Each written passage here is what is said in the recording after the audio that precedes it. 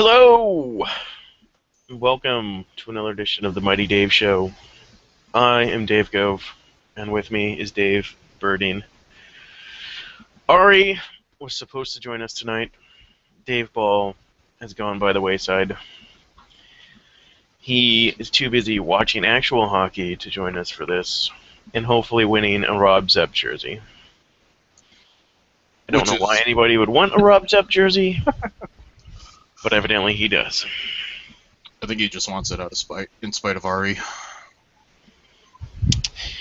Well, either way, I think it's hilarious. It's one of those. I mean, I hope for his team's sake that Rob Zepp turns into the most amazing goalie ever, but I highly doubt that's going to happen once you're already 33. Yeah. Anyway, tonight we are going to talk about a few things. Jersey retirements this week. Solani, Hasek, and Blake all getting theirs retired. Either have or will be tomorrow. We had some cheap shots and some suspensions this week. A bunch of injuries, especially the all-star goaltenders. And just overall, just recapping the week. So, Dave, I know that this weekend's busy for you. Yep, super busy. Why don't you tell us what you're doing? Oh, just growing dope. No, I'm every January, Minnesota has the U.S. Pond Hockey Championships on Lake Nokomis here in Minneapolis.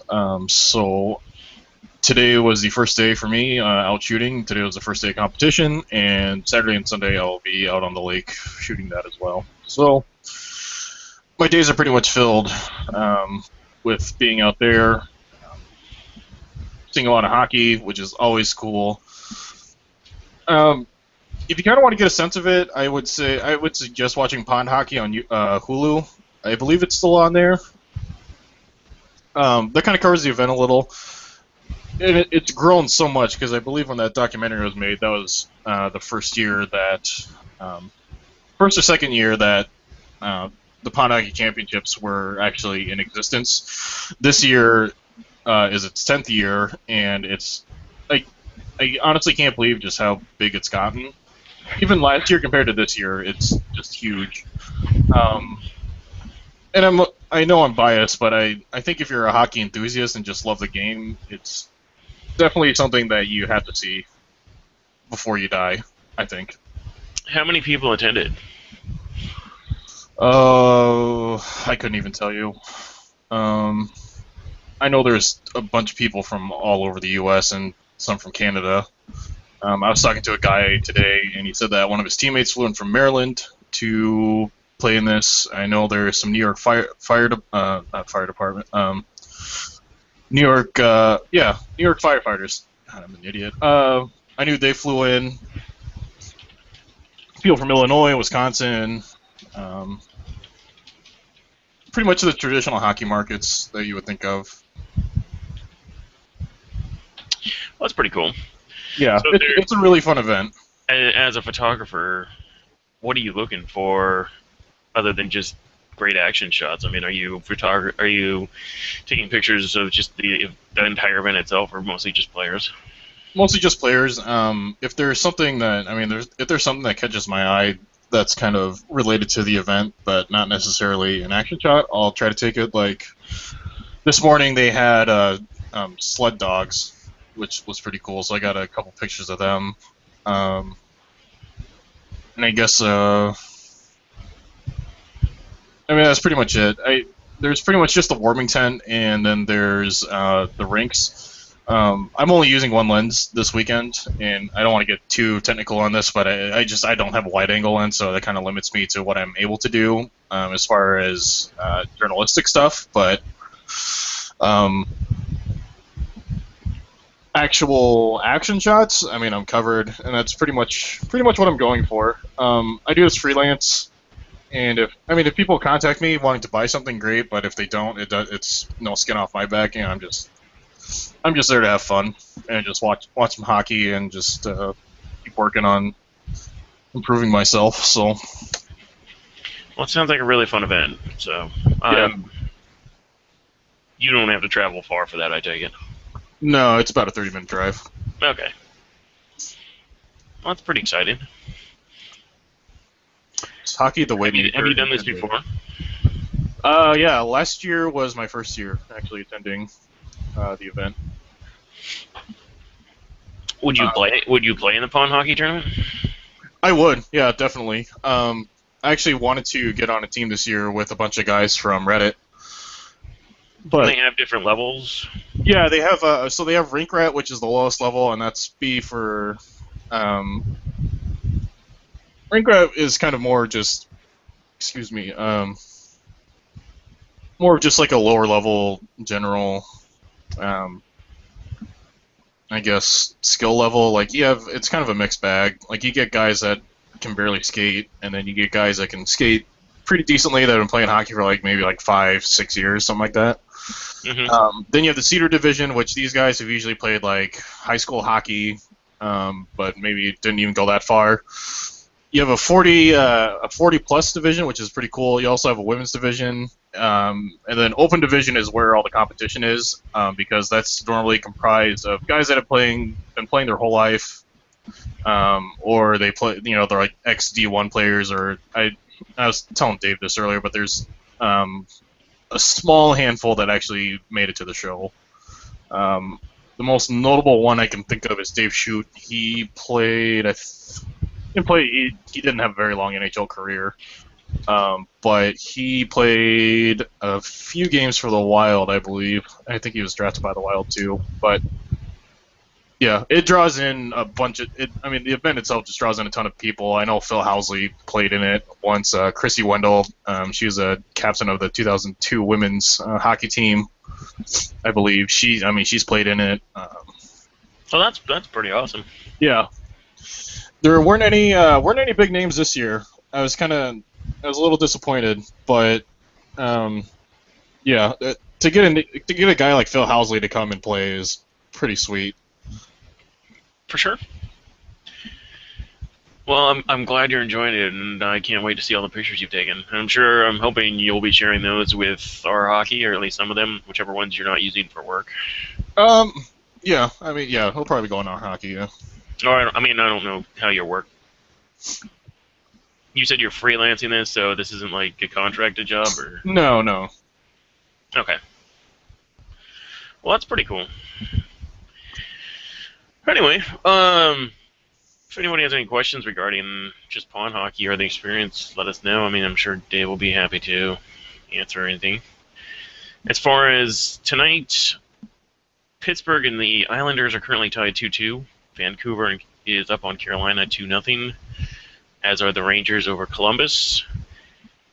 Winnipeg and Chicago is just getting started, and Nashville and Washington are tied 0-0.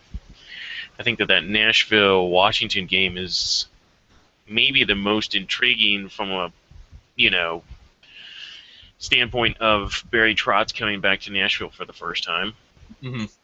where obviously he was coach of the team for the first 15 years and really helped set a tone for that franchise, and is now seemingly doing the same in Washington. It seems like he's made a pretty easy transition there in Washington as head coach. I think that obviously Nashville's doing well with Peter Laviolette in their first in the league, but it's really an interesting study in how dramatic a coach can be to a certain set of players versus just the systems. Hmm. And I would love to see him come back actually and win tonight. I think it'd be kind of, I don't know. I like Barry Trotz a lot. I really enjoyed him on the road to the Winter Classic. I did too. That's I don't really, aside from what he's done in Nashville, just on the ice, I didn't really know much about him just off the ice, like how he is as a person. But I think it was one of the second or third episode they were talking to him, and they're kind of profiling his family a little. He has a son with special needs. Mhm. So, but the big thing that the thing that he was really big on was the family dynamic, because the team's going to be your family away from your family because you spend the most time with them during the season. So, and I think when you play 82 plus games, depending on playoffs, not everyone's obviously not going to like everyone. I mean, we saw that with Briz when he was in Philly. Briere even came out and said, some guys liked Briz, some guys didn't. He was just kind of out there. But I think it's really important for a coach to make everyone understand that, for better or for worse, this is going to be your family that you're traveling with and that you're playing with. Um, you have to put personal opinions aside. You have to realize that you have to be there for each other. And I mean, this is, unless a trade happens, this is it, and you got to make the best of it. So I think just teaching the family dynamic and getting the Capitals players to, I guess, essentially trust in each other more, I think is pretty huge. For sure. And one thing that Trotz has always suffered with, and the Capitals as well, is winning in the playoffs. He's never had a very good record in the playoffs. It'll be interesting to see. I think that they'll get there this season, especially with the way they're playing. But what he can do once they reach that playoffs, and if Ovechkin and him both can come together and somehow overcome their postseason, hurdles that they've dealt with in the past. Right. And right now, I think Barry Trotz was, in my opinion, probably the best coach in the league that's never won a Stanley Cup. I don't know. Maybe not all time. I mean, there's guys like Pat Quinn that never won, and he's in the current NHL today. Yeah, I think you can make an argument for Dave Tippett too. That's another good argument. Yeah. I think he has a higher career winning percentage than Trotz does. Mm-hmm. But he hasn't coached as long. Also, he's been on some terrible teams. Yeah, I mean, Phoenix is doing awful this year. Yeah. No, I think it'll be interesting because Trotz, when he was coaching the Predators, he never had a player like Ovechkin. So it'll be interesting to see. I mean, because right now they're third in the Metropolitan. So it'll be interesting to see, especially in the first round, just how Trotz and Ovi kind of respond to that. Because Ovechkin's an emotional guy, and I have to imagine. And if he's not really an emotional player, I'd have a hard time believing that just because he plays the game with just a ton of passion. He is emotional. Yeah. So but I think he has his emotions in check a little bit more. Well, I don't. Okay, I don't mean that as a bad thing. But I think that just constant disappointment in the playoffs. Granted, the Southeastern Division was not really the strongest, but I just think when you're a high caliber player like that and you're the face of the franchise and you can't get it done, I think that has to get to you a little. But I think Trotz, from what I've seen, he's had some pretty positive talks with Ovechkin. I think they're getting along great. So yeah, I think they're going to be interesting teams to watch in the playoffs for sure. So I throw out there the question of who's the best coach to never win a championship, and jokingly, of course, we got Mike Milbury and Claude Noel and post-2007 Randy Carlyle. And Buffs Buffet says, how could I forget Pierre McGuire? Yes. But Trevor says Ronnie Wilson, which is a good one. He had some really good years. He kind of fell off, and it seemed like people kind of stopped listening to him at the end. But I've heard rumors that he might come back to the NHL. You never know. He was good for a very long time. He also suffered through some tough teams in Anaheim. Paul says Lindy Ruff. Lindy Ruff had a lot of good years in Buffalo. Never won a championship. Now he's down in Dallas. And they're not doing so hot. They made the playoffs the first time in a while last year. Yeah. Well, they are not doing so hot right now, but at the same time, they've had goaltending issues, and their defense, in the words of Dennis Green, was who we thought they were. So, yeah, he needs to build a defense in Dallas before I'll fully judge how well he's done there. Yeah, on the Buffalo situation too. I mean, before he got fired, it was just, what can you do with a team like that? That's true. I mean, like I said, they won a President's Trophy. They went to a couple Eastern Conference Finals. They got unlucky, I think, in 2007. Mm-hmm. I really think that they probably, in my opinion, would have given Anaheim a better fight. But the past is the past. But yeah, I like that. Lindsey Ruff is definitely a very good coach who's never won. Speaking of Buffalo, this week Dominic Hasek had his number retired by Buffalo. Timo Solani had his number retired at Anaheim. And tomorrow night, Rob Blake is getting his number retired by Los Angeles Kings. And Hasek and Blake have both had big years as they both went into the Hall of Fame together this last year, and now they're both getting their numbers retired by the franchises that they're best known for. Obviously, Hasek started his career in Chicago, briefly, backing up Eddie Balfour, then spent the bulk of his career in Buffalo before going to Ottawa and Detroit, where he would, well, I think it was Detroit and then Ottawa, where he would win his championships. Blake, of course, started with the Kings, spent 12 years there, went to Colorado and won a championship there, then came back and then went to the Sharks and finished his career there.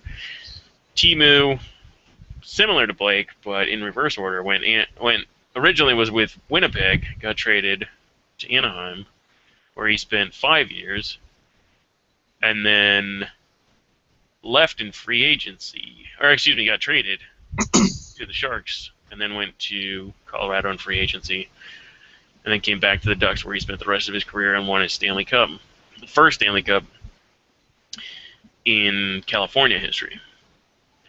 So these are all great players. I would say two of them, in Hasek and Solani, are the face of their franchises. Now, for sure. I mean, Buffalo had a lot of great players back in the day. You had, guys like Pat LaFontaine or Alexander McGillney or things like that. But now, over the course of the history of the team, those two guys are the face of their franchise. Timo is the first Duck to have his number retired by the team. Oh, did not know that.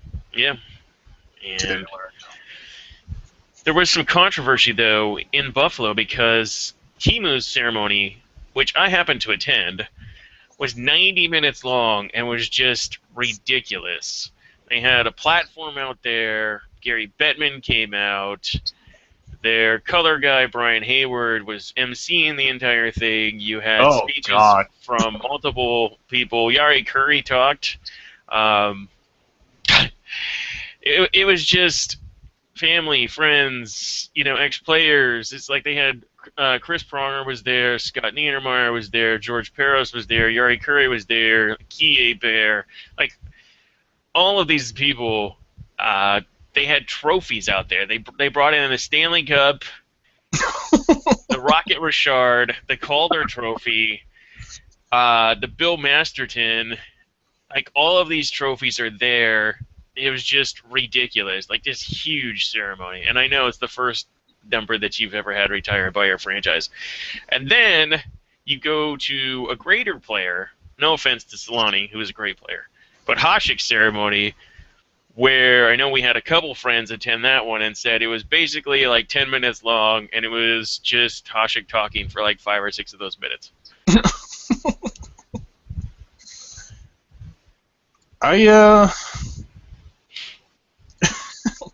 I don't really know what to say about the Timo one. On one hand, like you said, he's the first player to have his number retired, and aside from, like, Solani, to me, kind of strikes. He strikes me as a guy that if you went up to a casual hockey fan that was just kind of, they were just kind of, oh, I like the sport, but I don't really watch it. Solani, to me, seems like a guy, aside from Gretzky, that you could bring him up and people would say, oh yeah, I know who that is. He's just a very, I don't know what it is, but hockey fans just seem to have a love affair with Timo. Yeah.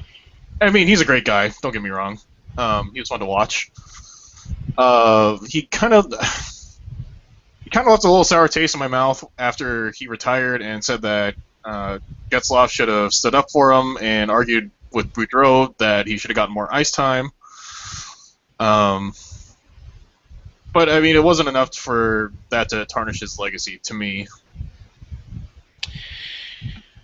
But That's it's his very. personal opinion, and I think that if it wasn't hockey and the NHL, Mm-hmm. we would still see it as sounding a little selfish, but we don't have a lot of very vocal players in hockey. You have No, guys like Roenick, or PK Subban, and people are like, oh man, they just spout off their mouth. But they really don't in comparison to a lot of athletes in other sports.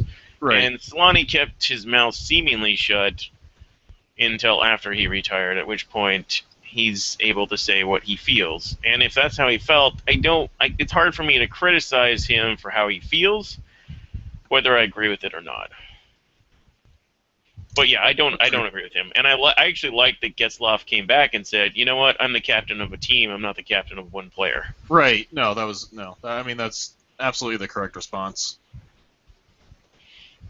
Um, I, you you know, know, Getzlaf is not only a great player, but I really think he's one of the best captains in the league. I'd say he's top 10 for sure. I would put him in top three personally.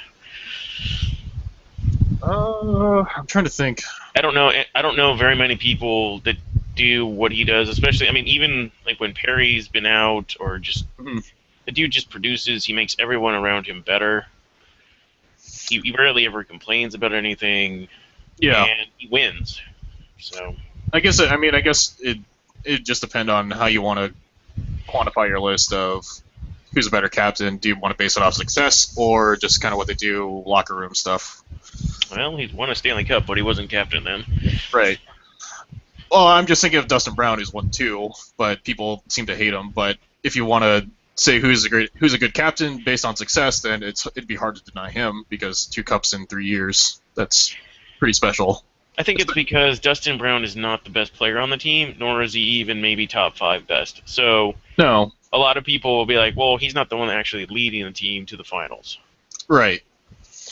Yeah, I don't know. Yeah, like you said, it is a matter of how much does the leadership play a part, because there have been a lot of captains in the history of the league that weren't the best player on their team that led them to a cup. Mhm. I mean, one of my favorite captains personally is Shane Doan. He's old and not really producing much, but I just think his loyalty to the organization is pretty admirable. For sure. Before we get off this topic entirely, I was just going to say tomorrow is Rob Blake's retirement, Mhm. Jersey retirement. He'll be the first defenseman the Kings ever retire. They've retired a goalie in Rogie Vachon, and then they've retired Marcel Dion, Gretzky, Robitaille, and Dave Taylor. And a lot of people might not know Dave Taylor as well, but he played over 1,000 games for the Kings. For a long time, I think he might even still hold the team's record for most games played. So he was a guy that was part of the Triple Crown line with Marcel Dion back in the day. But Blake is kind of controversial because he wanted to leave LA to win a Stanley Cup, and so we traded him to Colorado. And fans were a little bit butthurt about that. But then when he came back, they're like, oh, we forgive you, and they give him the captaincy back. Then the Kings weren't doing too well, so they're like, well, we want to trade you. And he's like, I don't want to get traded. And so he ended up becoming a free agent and left for San Jose instead of the Kings trading him and getting something for him. So a lot of fans have been bitter about him for a long time for this, but he is now the general manager of our AHL affiliate, Manchester, and he's assistant GM to Dean Lombardi. And a lot of fans, I think, will have a mixed reaction tomorrow, and you might hear some boos, actually, which will be interesting. That would completely rub me the wrong way. To boo at a jersey retirement ceremony, that's just wrong. Me too, but I think that might happen.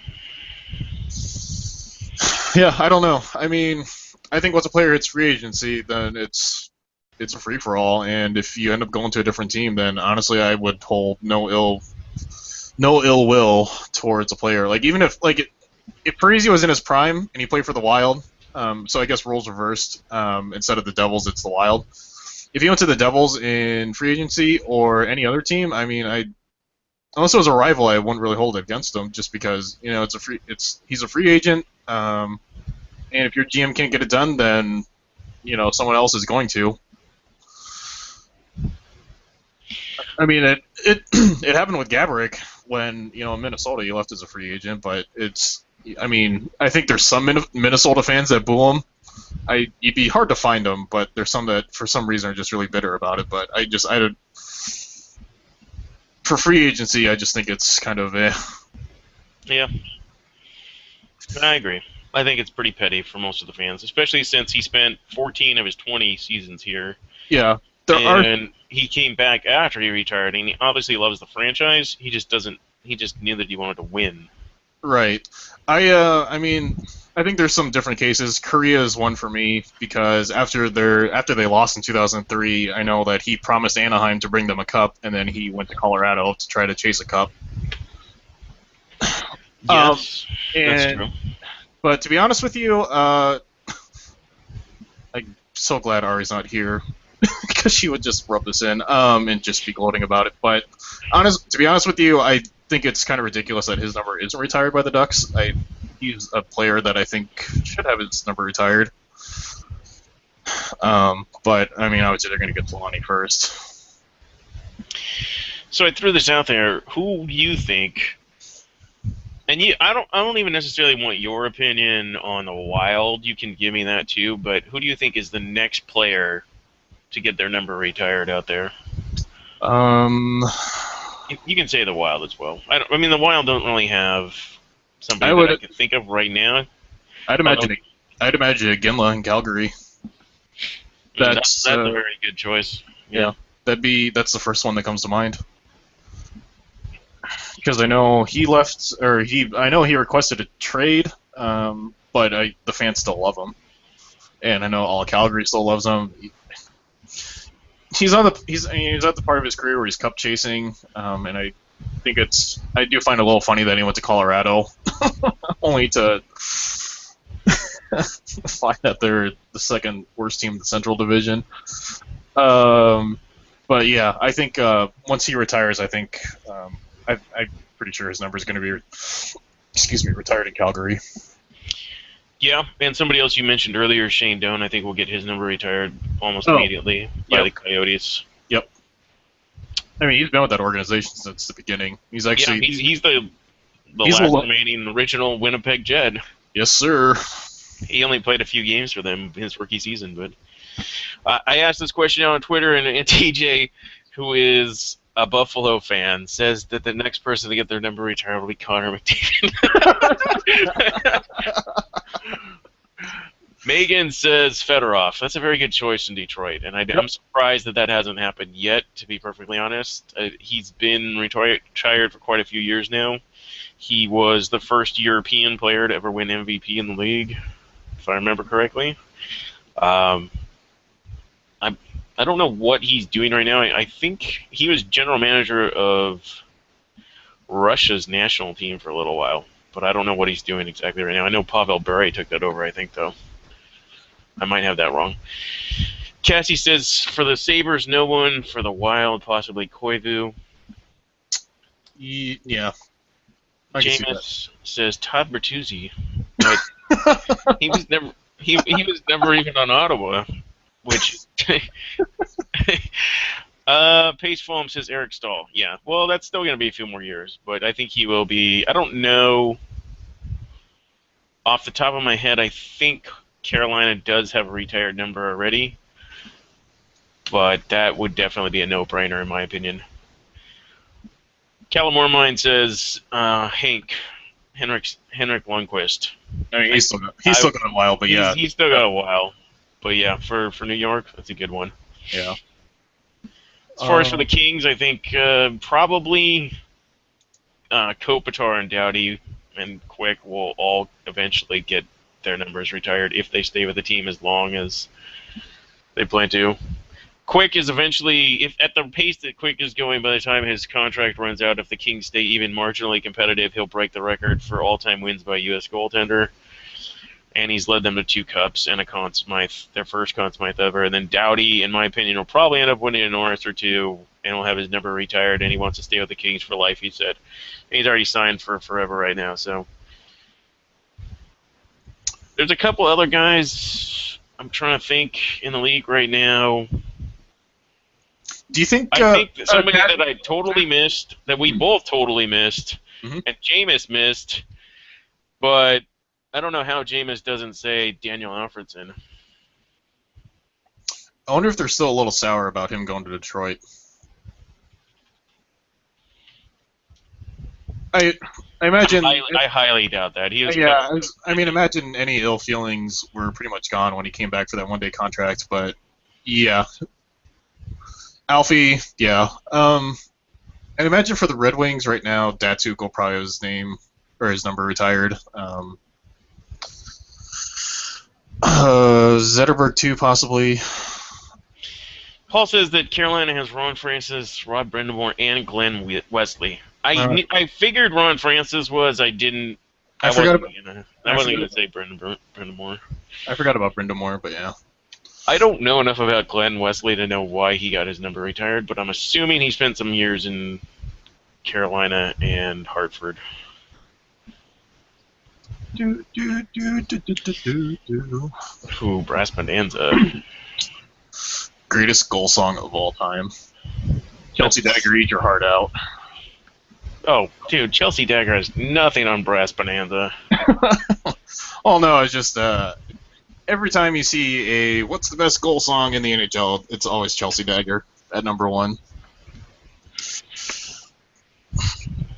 Which I disagree with. Dude, I'm gonna go with Bro Hymn by Anaheim. Sorry. I mean, for goal songs, I don't know. They're all at this point they're all getting repetitive, and they all do. Everyone's repetitive. Everyone's just using the same thing because I'm pretty sure New York, the Islanders use Bro Hymn as well. And if they don't, they used to. I know that, or I think they use Crowd Chant, same as the Wild. But I know they used to use Bro Hymn. But I mean, everyone uses Zombie Nation too.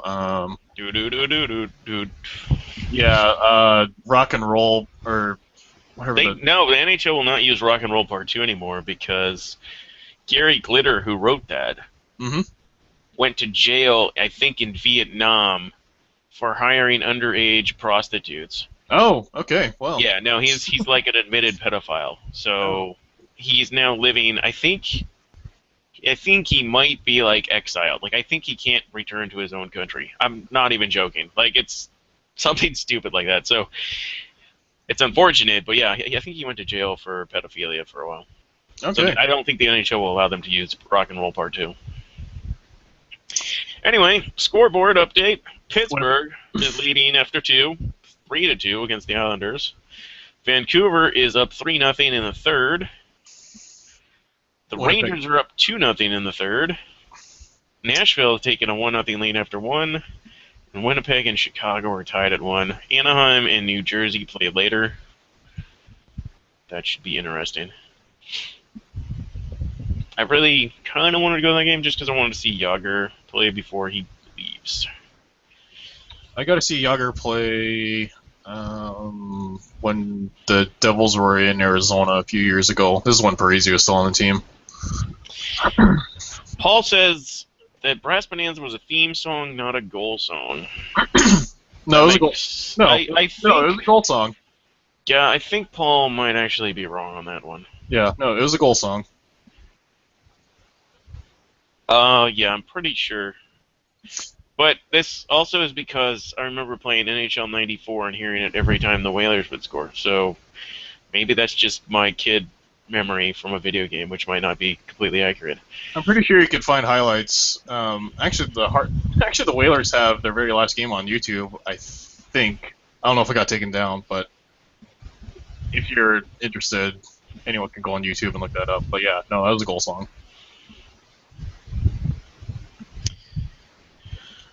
All right. Well, I should say today, Brad Marchand was suspended for 2 games for slew-footing Derek Richard.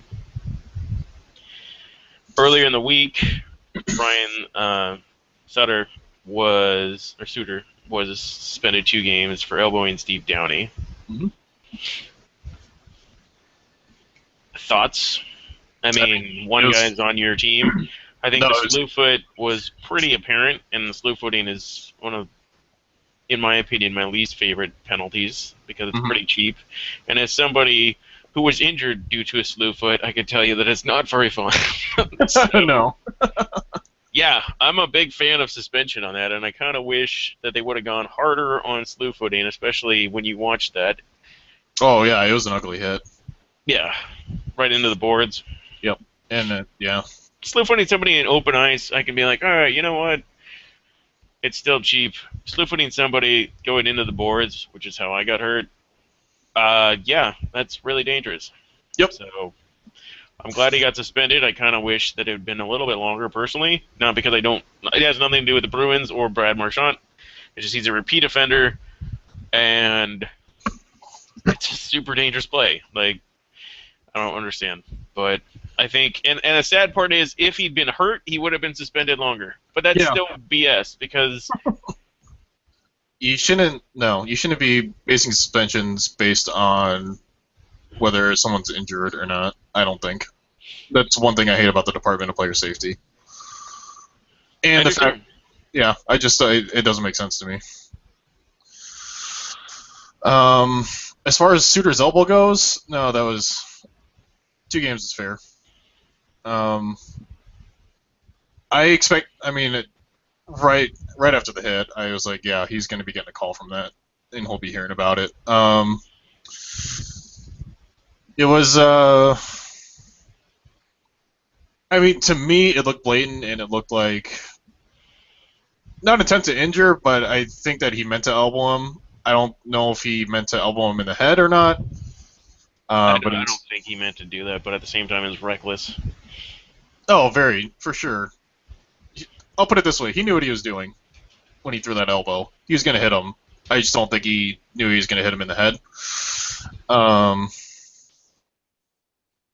But, no, 2 games, completely fair. Yeah, I agree on the elbow. And he's been terrible ever since he came back from the bumps too. I know plus minus is kind of a iffy stat. We really don't trust it. It's not good to measure possession. But Suter's been, until last night, I think he was a minus 18 in 19 games. Something ridiculous like that. Yeah. Plus minus I don't really like until you start getting double digits. If you're a minus 10 or more, then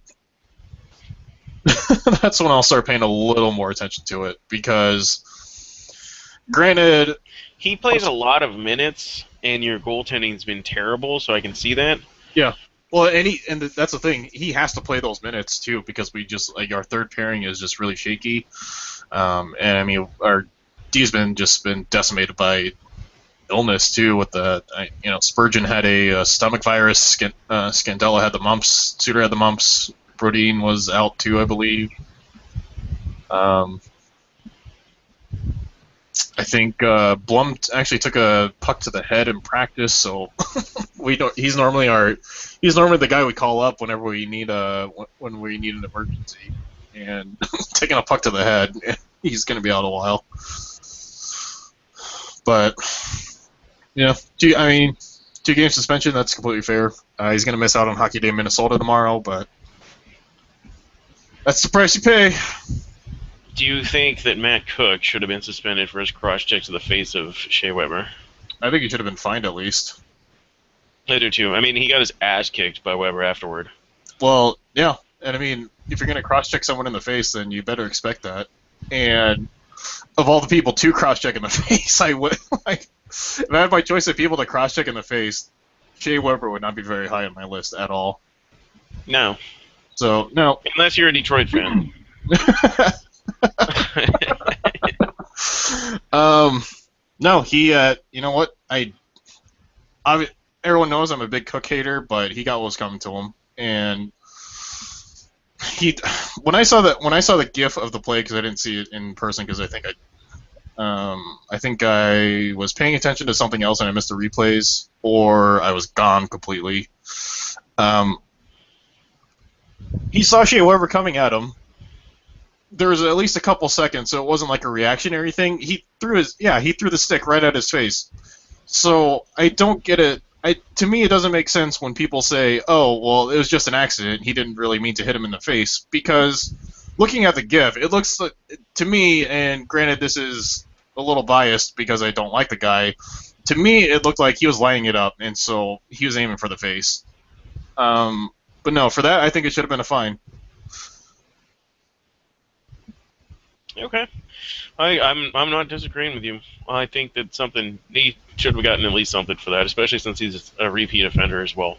Yeah, I mean, That was reckless. I mean, if Suter's getting a 2-game for an elbow to the face, yeah, how do you not get at least a game for a stick to the face? yeah, it was ridiculous. So, anyway, Nashville has been the best team in the league this season. Mm-hmm. Weber's been one of the best defensemen in the league this season, and without a doubt, Pecorine has been the best goalie in the league this season. Unfortunately, this week he got hurt, and he sprained his knee. He's going to be out for 3 to 5 weeks. How far do you think Nashville's going to fall? Or do you think they will? Do you think their system's built well enough? They obviously have great defense with Weber and Roman Josi and Seth Jones and Ryan Ellis. Ryan Ellis is a little banged up right now, too. I think he's out for a couple of games. But they have maybe the best defensive core in the league right now. Yeah. Which obviously helps their goaltender as well. With how well they're doing, I don't really see them falling that. I don't really see them falling that much. Carter Hutton is, I would say, serviceable. He's not great, but he's not bad. He's serviceable. But yeah, that defensive core is just stacked. So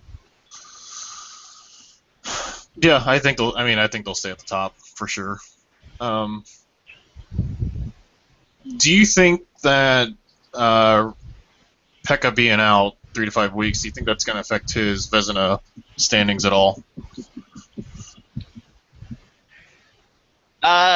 Missing a month might, depending on how well other goalies play.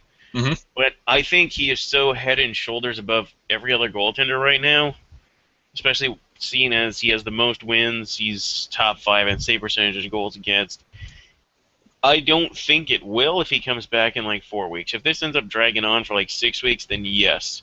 Mm-hmm. But I don't. But part of that also is dependent on the other goaltenders. I think Marc-Andre Fleury's having a decent season, but Carey Price just got hurt today. Jimmy Howard's hurt. You have 3 of the 6 All-Star goalies hurt right now, so we'll see how it goes. Bobrovsky's always good, but I don't think he's been nearly as good as Rene. I wouldn't say Vezina worthy. No. Vezina. I mean, he's won a Vezina, but... Right, but not this year, I wouldn't say. I asked a question if I thought that players should be suspended based on injury. Mm-hmm. And the consent so far from the several people that replied, and I like the response by Fly By Night, is no, because if a superstar injures a rival's fourth liner, they could claim to be injured and keep the star out of the game. Mm-hmm. That makes sense. That's a good point. Other people say that it's too hard to define intent. So... Yeah, I mean, we see stuff in slow motion, but yeah, I mean, stuff happens at a split second. And Yep. The game's super fast at the pro level. I mean, it doesn't seem that fast on TV, at least it doesn't to me, but now with the new ref cams that Game Center has, seeing it at ice level it's ridiculous just how fast it is. What does Ari think about this? Ari, did she respond? She's here. She's not talking to us. I don't know. It's okay. Well, hello, Ari. Anyway, at some point she'll return. Hello. Hey, what's going on? Sorry for the delay. I fell asleep, honestly. It's okay. I delayed it because I was eating dinner. What time did you guys start? Like 5:30-ish. 7:30 Central. Okay, so I'm about a half hour late. Yeah. I haven't really been sleeping, so if I can get some sleep, it's good for me to take it. So, Ari, if you want to be um, my Ari, if you want to be my second shooter, that'll wear you out and get you to sleep. no, no, nothing is really helping me sleep, to be honest, Dave. Hmm. Anyways, what are we talking about? Well, we had been discussing some of the suspensions this week and just the cheap shot from Matt Cook to Weber and just some of the injuries going around the league right now to different players, especially the goaltenders. And we'd also talked briefly earlier about jersey retirements and things like that. Oh, So, those are all good topics. I'm sure yeah. you guys have covered them adequately. Well, do you have anything to say about, in particular, since we were just talking about it right now, but how do you feel? We were talking about Pecorino, but I was also going to ask about Jimmy Howard and the Red Wings and Carey Price, if depending on how long he's hurt. But which of those three goaltenders do you think is most valuable to his team? And if they're out for extended period of time, which team do you think is going to be affected the most? Because that's, like I said, that's three all-star goaltenders that are all hurt right now. I think Pekka Rinne is probably the most valuable to their team, um, especially with the style Laviolette coaches, where you get a lot of shots coming from the outside. Um, that a long-term injury to Pekka Rinne could really hurt the Predators. Carey Price right now is day-to-day, but I think that would also really, really hurt Nashville. Sorry, not Nashville. I, I mean, it could also hurt Nashville. I don't know how they feel about Carey Price, but that could also. I just woke up. That could also really, really hurt this. Not Detroit. Jesus Christ.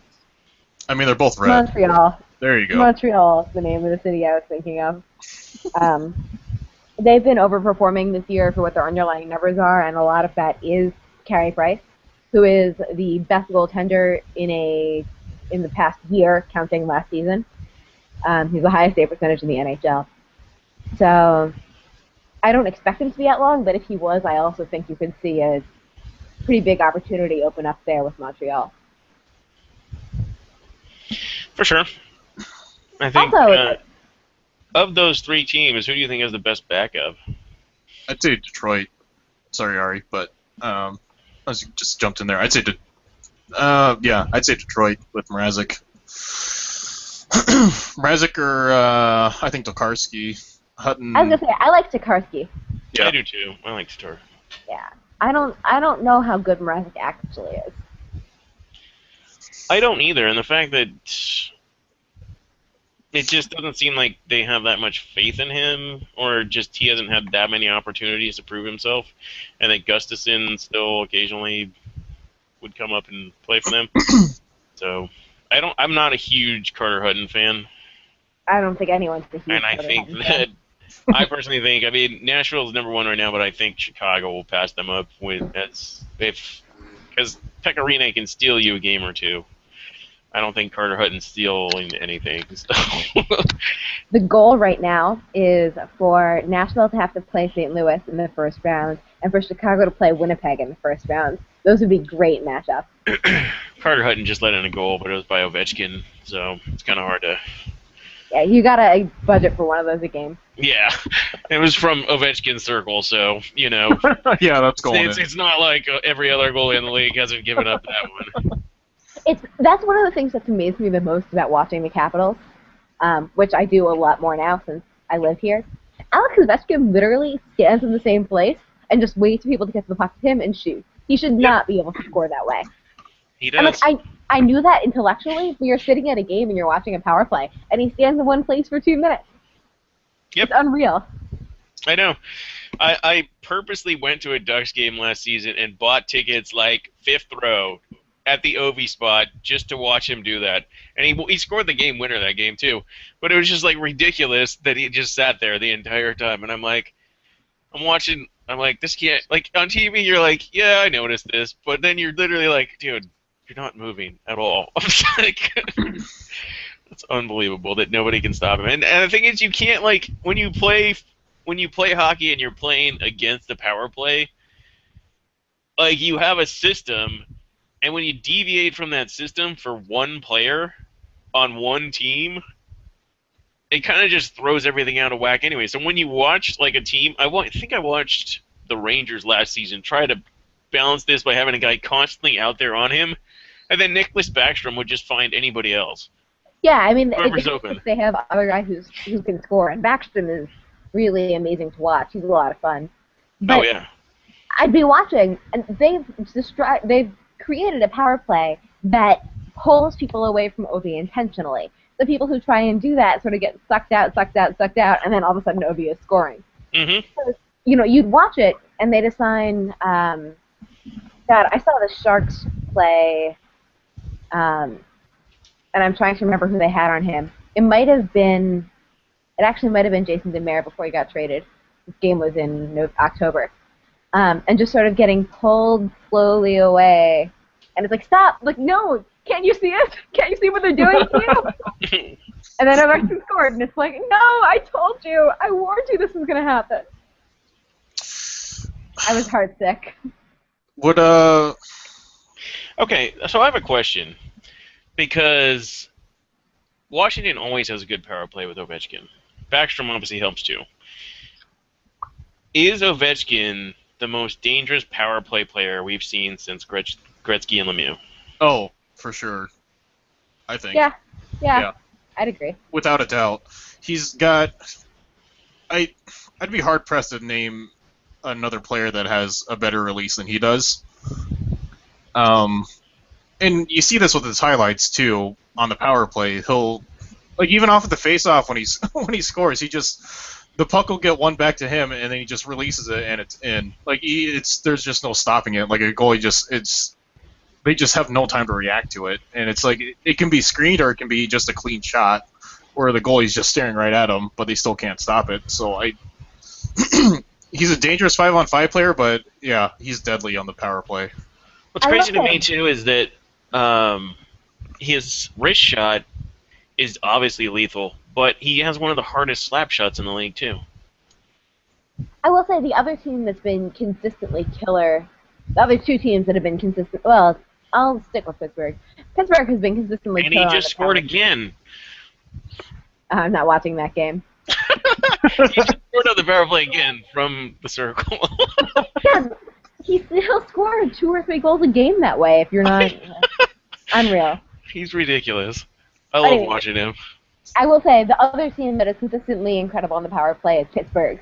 So obviously, like, credit to Crosby and Malkin, who is probably the most underrated player in the NHL. Malkin is? I would say he's won an MVP. How is he underrated? I know, but if you hear people talk about him this season and last season, when he was producing at like an incredible rate, they'll be like, yeah, you know, best players in the NHL, Tavares, Taves, Crosby, Ovechkin, Stamkos. Be like, what about Evgeny Malkin? Like, yeah, him too. No one, I feel like all the time people don't give him the credit he deserves. He is a better player than Jonathan Taves. I do too. Well, but I think he's overshadowed. Yeah, that's what. That's the point I was going to make, because you name Stamkos, Tavares, and etc. Those are the big guns on their teams. Whereas Malkin, you know, he's second line behind Crosby. And that's crazy. But on the power play, they are together. Yeah. I mean, I also think that some of this is like Crosby is Canadian, and so we hear a lot about him. So sometimes we forget about Malkin. I think nationality has like a little bit of a role here. Those flashy Europeans with their fancy visors. No, that's totally true. But at the same time, while Malkin has a good social media presence, he is not as personable in person as an Ovechkin is. Ovechkin is all over. You know, Ovechkin, even though he still doesn't have great English, he's extremely personable in interviews and things like that, or just on the ice.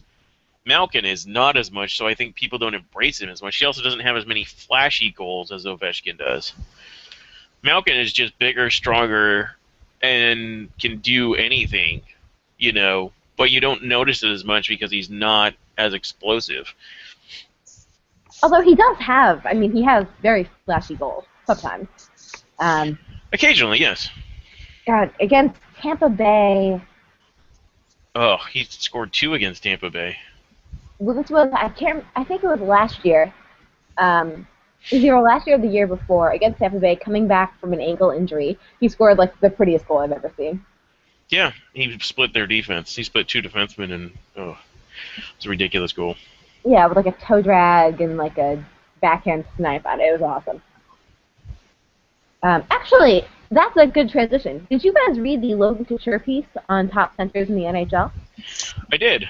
I did not. I saw it, but just didn't get around to reading it, just because I think I forgot about it. It's actually like a really, really great breakdown. I am very impressed by Logan Couture's articulateness and analysis. I was too. I don't know how much help he had with that or if he did it all, but I not only enjoyed the read, but I enjoyed the way that he didn't just break things down in a generic fashion that everybody hears, from analysts all the time. He did it as like, hey, I have to play against these guys. And so he broke it down as like what he did differently per player, which I thought was pretty cool. Theoretically he's going to do more. The reception was really good, so I hope he does. I would love to see him do where you shoot on goaltenders or how you play defensemen. It was really actually Justin Bourne style piece, but he's played at a higher level than Justin Bourne. He knows the players we watch. I don't know that he would ever do one on a goaltender like that because he wouldn't want to ever give anything away unless he, I could see it on defensemen though. Yeah. As a small aside, Megan, if you're listening, I still hate you for tweeting that video. What did she tweet? I forgot her name already, but the blind girl that just wanted to see a game at the United Center. Oh, the one Blackhawks goal made it video. happen. So I'm watching the Blackhawks game, and they played it as a commercial, and I had to turn away just because the first time I watched it, I started tearing up. And, I cried. No question. Okay, fine, I cried. I have too. not seen this, so I don't know. It was heart-wrenching, but in a good way. It actually It was a very touching video. I'm so glad the Blackhawks reached out to her and did that. The Blackhawks gonna try to make me like them. Yeah. Damn it. And you should like them. We're a very likable organization. It was, but you were not for a very long time. Well, we sucked for a very long time, and the guy who owned our team was like the worst human being since the Ballard years in the Maple Leafs. Oh, dollar bill. Yeah. But the one thing about that video that I'm kind of critical of. By the way, Megan says she's not sorry. Well, I don't expect her to be, but. Okay, the one thing about that video that I'm very critical of is they brought one person with a disability to the United Center and created a great experience for her. But they haven't improved the experience of people with disabilities at the United Center overall. I think if you're going to do something like that, it's not enough to just, do one thing one time for one person, maybe they could have some kind of, blind hockey fan awareness night and give people who come to the United Center who are blind, a radio or something, the way that you have at the U.S. Open. Maybe they could have, an autism awareness night, etc.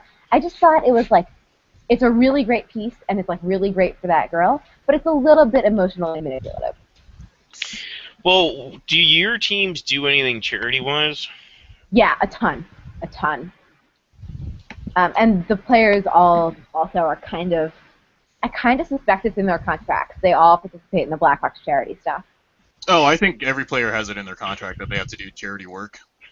Well, the players, yes, but I'm saying, do they have, a regular thing? Yeah. By the way, Kellen Warmine says that when you said that Bill Wirtz was the worst owner since Harold Ballard, he says, since Norm Green, maybe. Yeah. I know the Kings do a lot of work with the Kings Care Foundation and things like that, but we don't really have that much. I feel like the Kings could do more. You know what I like is, who is it? Travis Hamonic for the Islanders. Yeah. Mhm. He had his dad die when he was a kid. I mean, if you ever seen the video from ESPN, it's like, I think it's ESPN. It's not a 30 for 30 piece, but I think it's like an outside the lines piece or something like that.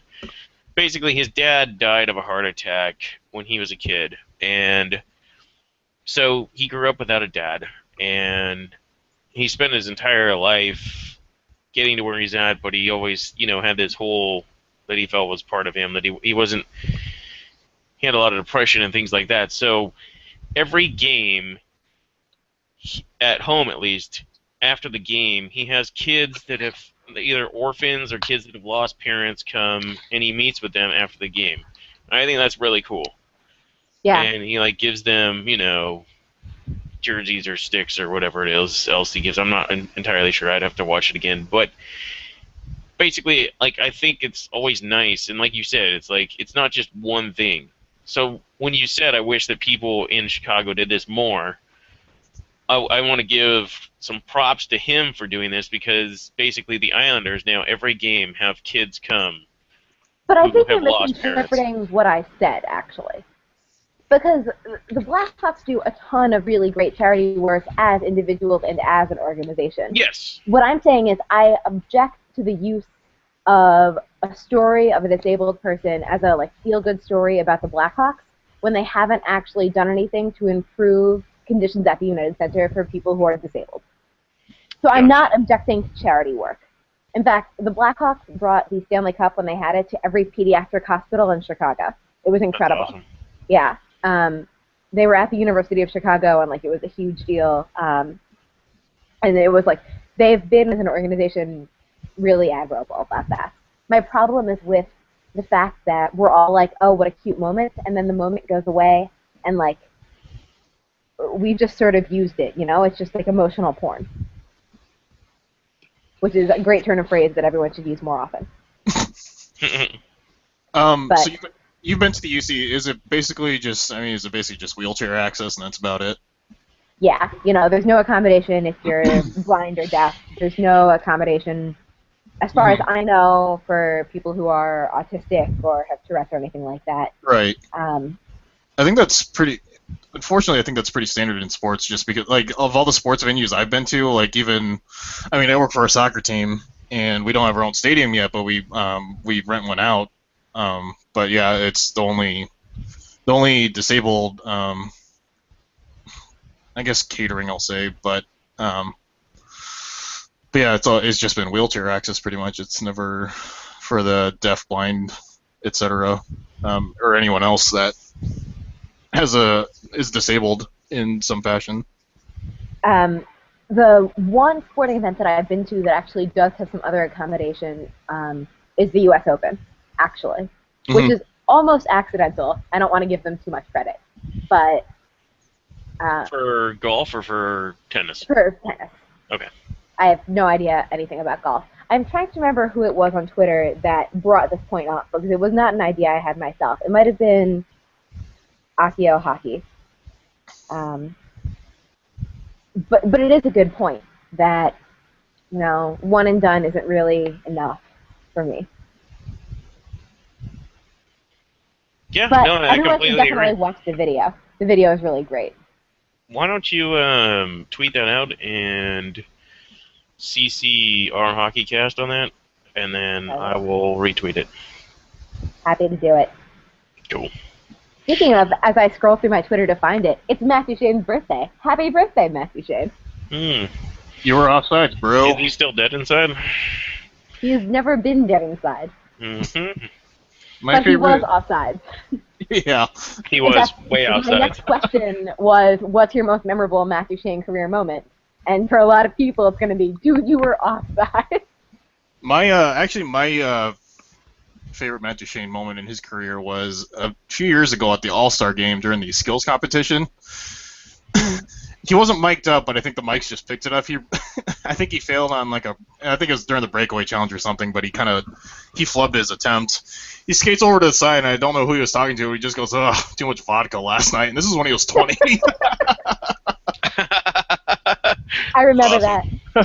I remember that. Well, and I remember too because they made a big like it hit the news and everything because you could clearly hear that, and he's like, "No, I don't know what they're talking about. I wasn't drinking last night." What a beauty! One of Matthew Shane's most memorable career moments for me has been when he was drafted. He had been an Avalanche fan his whole life, which is like a pretty well-known story. He had a poster of Patrick Waugh above his bed when he was 9, that they like interviewed him about when Patrick Waugh became the coach. Uh, you know, as with like every Canadian kid of that age, Joe Sakic was his favorite player. So he's getting drafted, and he went third overall in the 2009 draft. First was John Tavares, second was Victor Hedman, third Matthew Shane. And when Victor Hedman, everyone knew Tavares was going first. When Hedman went second, the camera cut to him, and he does like a little fist pump, and he goes, and he turns to his mom and is like, "Yes, like exactly what I wanted," or something like that. And his mom is like, "Shut up, you don't know who's watching you." And he was like, "No one's watching me." And then obviously it got played like across the whole country in Canada, and the whole world has seen it. As they interviewed him about it a couple of years, he was like, yeah, I guess they were watching me. I don't really regret it. What a beauty! Yeah, he wanted to go to Colorado. He knew exactly where he wanted to go, and he's the first person ever to root to go lower in the draft class, unless they were avoiding the Oilers. I love Matthew Shane. I wonder because I know this happens in the NBA, Major League Baseball as well. They do pre-draft interviews with players just kind of get an idea of their personality. I wonder because you have to. They do that in hockey too. Yeah, you have to know that they ask you, what team are you hoping to get drafted by? I wonder if anyone's ever answered just honestly instead of giving the cliche, "Oh, I'm just going to be happy to be drafted and be." No, I know for a fact that Drew Doughty did the same thing. Really? Yeah, no, Drew Doughty memorably was a Kings fan as a kid too, and when he was getting in the 2008 draft, Stamkos was going to go number 1 overall. Mm-hmm. Like, it didn't really matter. But there was a debate over Alex Pietrangelo, Zach Bogosian, and Drew Doughty. Like, that draft was just stacked on defense, right? So Erik Karlsson went that draft too, but he wasn't as highly recruited for whatever reason. Anyway, so the Kings were drafting second. They actually were just as bad as Tampa Bay, but Tampa Bay won the tiebreaker for worst team or something. They won the draft. So I remember I was just disappointed we weren't going to get Stamkos. But Doughty, we got second, and I remember Dean Lombardi saying that when he interviewed Doughty, Doughty was like, "Dude, I've been a Kings fan for a long time, like as a kid, and blah blah blah." He had like Kings memorabilia. He's like, "I want to come to LA." So obviously, it's turned out. Some people felt that Pietrangelo or Bogosian was a better player at the time, but they picked Doughty because they felt like he wanted to go to the Kings. Yeah, I mean it's worked out for him. Yeah. I know that our first-round draft pick in 2013, Ryan Hartman, he's with Rockford right now. He grew up in Wisconsin, and he grew up a Blackhawks fan. And I remember them talking about it after the draft. I don't know that he chose to go 30th overall to go to the Blackhawks, but he did say that he had been a Blackhawks fan as a kid, and et cetera, et cetera. That has to be pretty exciting, I imagine, for a kid to get picked by his hometown team. Unless they're just terrible and you don't want to play for them. But It's cool to get the chance to be your own hero. Yeah, that's true. For sure. Yeah, I mean, because I guarantee you those kids, when they were kids playing outside, or just they had their favorite player that they wore that when they were playing pickup or they were playing shinny outside. So to actually be able to put your own jersey on, that's got to be pretty special. It is, yeah. So Emerson Edom grew up in Southern California. And he did grow up a Ducks fan. Yeah. Yeah. And I remember I went to the draft at Staples Center where he got drafted, and a lot of LA fans wanted him to get drafted in that first round, but he ended up going to the Ducks instead. So that was pretty cool. And actually, I posted earlier today in Reddit, somebody was talking about next year's, or Arizona possibly getting, McDavid or McEichel. Eichel. Yeah, I was about to say that. Wow. And I was like, you know what? I think it'd be so cool if Arizona gets Austin Matthews next year instead. Austin Matthews is projected to be maybe the top pick next year, and he's from Arizona, so Scottsdale. Yep. that would be really cool. Sucks. I think it'll be a top pick, but I think it'll depend kind of on his growth. Just because watching him in World Juniors, you could tell he was very young. Yeah, that's true. But he was also the best centerman on the U.S. team, maybe. But also, I mean, a lot Debatable. can happen in the next year. Brandon Yeah. Saad was predicted to go in the first round. Then he had a terrible year before the draft. It turned out he had been hiding an injury. Fell to us in the second round, and that's when we got Brandon Saad. I think Matthews will go in the first round regardless, but yeah, no, like you said, a lot can happen. So the other memorable Matthew Shane career moment that I thought I would bring up was the teach me how to Dutchie goal scored against Pittsburgh in 2011. If you haven't seen it, it's on my timeline. They made T-shirts out of it. Avs fans wear them. I have seen Avs fans wear them in the city of Denver. And it's just like Tomas Hertl wishes that he had scored that goal instead of his fourth goal on Marty Biron. That's how good that goal is. So definitely check it out if you haven't seen it. Happy birthday, Matthew Shane. I'm sorry about your team. I'm not. I'm like sorry. not that sorry, but like I'm kind of sorry. Also, I'm sorry that your team is full of assholes. Yeah. Yeah, sucks. So that was the Ari segment of the day. If Dave gets to go on history rants, I get to have a segment dedicated to my favorite player every day. What kind of rants do I get? I'll That let you know. That silence hurts me. When we get there, I'll let you know. Thank you, Ari. Heads up, it's your time to rant now. You can just go for it. Be always ready. Be always ready. All right, well, my time to rant. Let's talk about Ari Raid. Oh, shit. This is not what I want. You know, Ari, you'd be so proud of me because I mentioned earlier that Korea should have his number retired. Oh, well, there's no fucking question. He absolutely fucking should. Yeah. He should. There is some question. To be fair to the Anaheim Ducks, there is a rumor that I have heard from more than one source that they offered to retire his jersey, and he said no. No, well... Here's the thing, though. Here's the thing. I live in Anaheim. I've known several season ticket holders, and the general consensus, at least from them, is that the Ducks basically told other people that they were not going to retire his number until they had retired Timu's number. Yeah, what I heard is they had offered to retire it later this year, not at the same time. Yeah. So there are two things that sort of came out recently that were interesting. One, it didn't come out, but watching the Solane jersey retirement, imagining Paul Correa standing through that kind of ceremony, he would genuinely rather crawl off the ice. Just hide in the locker room. There's no way that he's going to do an hour and a half dedicated to how great he is. Just not that kind of guy. No. I think that's just that's a Tamu thing, though.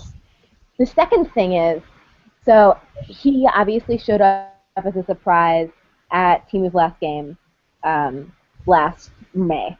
And there was a cute story about it that one of the Ducks beat writers wrote, which is that Korea, at the time, everyone knew Korea didn't want to go, and Timu called him for an hour for a straight week to make sure he would come.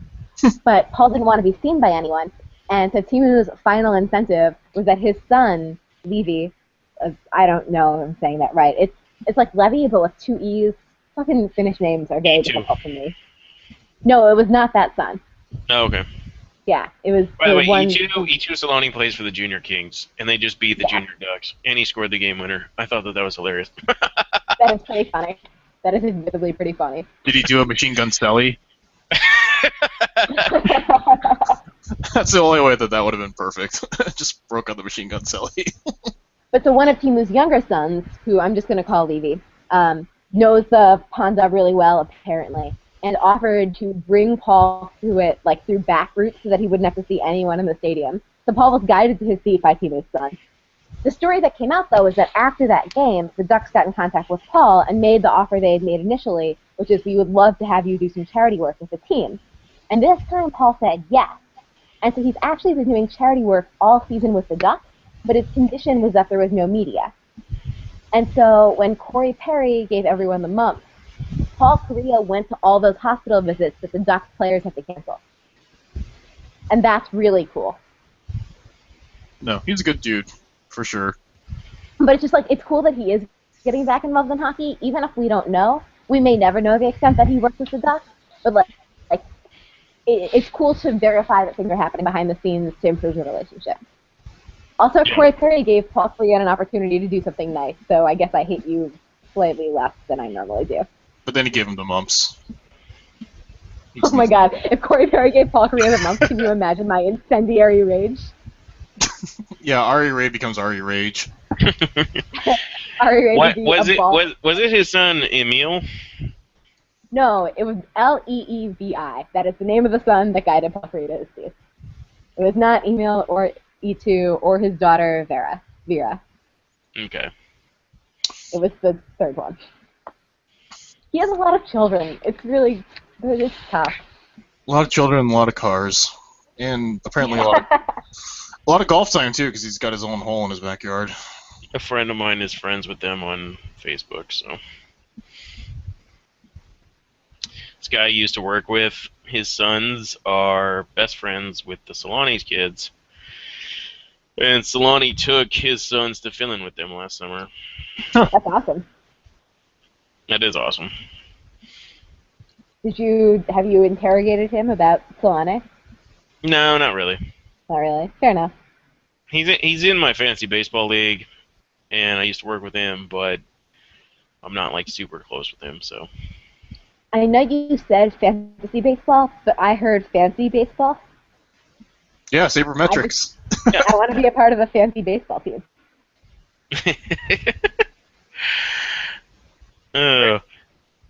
Anyway. Now I'm thinking about a fancy parody related to baseball. Speaking of fantasy sports and drafting people that you love, let's talk about the All-Star game, because we have not yet talked about the All-Star selections, and I saved this for later in our podcast tonight in hopes that you would be here, because I know how much you loved the All-Star captain and assistant captains being selected. No. So, I hate everything about this All-Star game. What, you don't love the jerseys? They're only the best jerseys ever? Actually, okay, unpopular opinion time. The black jersey is actually not that bad. I will actually sort of agree with you, although I hate that green. Oh, the green doesn't bother me. It's the fucking stripes that bother me. Oh, on the like inside of the sleeve? Like what kind of? No, on like the side of the jersey. Ugh. Yeah, they're bad. They're bad. Although, on merchandise update, Columbus released All-Star shirts that are like a dark gray with the numbers in black outlined in that green, and they look awesome. All right. So there is a way to do that green. I'll link to them on Twitter momentarily. Fantastic. I'm sort of in the middle of changing while also talking on this podcast, which is fine. I'm pretty skilled. Multitasking. Okay, so I love All-Star games. That's the first thing that deserves to be said. Other people are like, oh, this is meaningless, rah, rah, rah, they should just not do it. And I'm like, I'll fight you. And I'll fight you in front of 10 million cameras in Columbus on All-Star weekend. The All-Star game is great. The All-Star draft is great. The captains are dumb. Like, fucking Rick Nash and Drew Doughty, really? Also, Patrick Kane should just never be a captain. The really great thing, though, is the Blackhawks released a video showing Coach Q telling Kane and Taves they were going to be captain. And Patrick Kane just looks so disappointed that Taves is a captain and he's not. It's amazing. Suck it, Patrick Kane. But, I don't know. What did you guys think about the All-Star captains? We'll move on to the selections in a minute. Kind of bummed that Ovi didn't get picked as a captain. True that. I agree. Or at least I think alternate when you look at the captains that they've picked, they're There's no Europeans.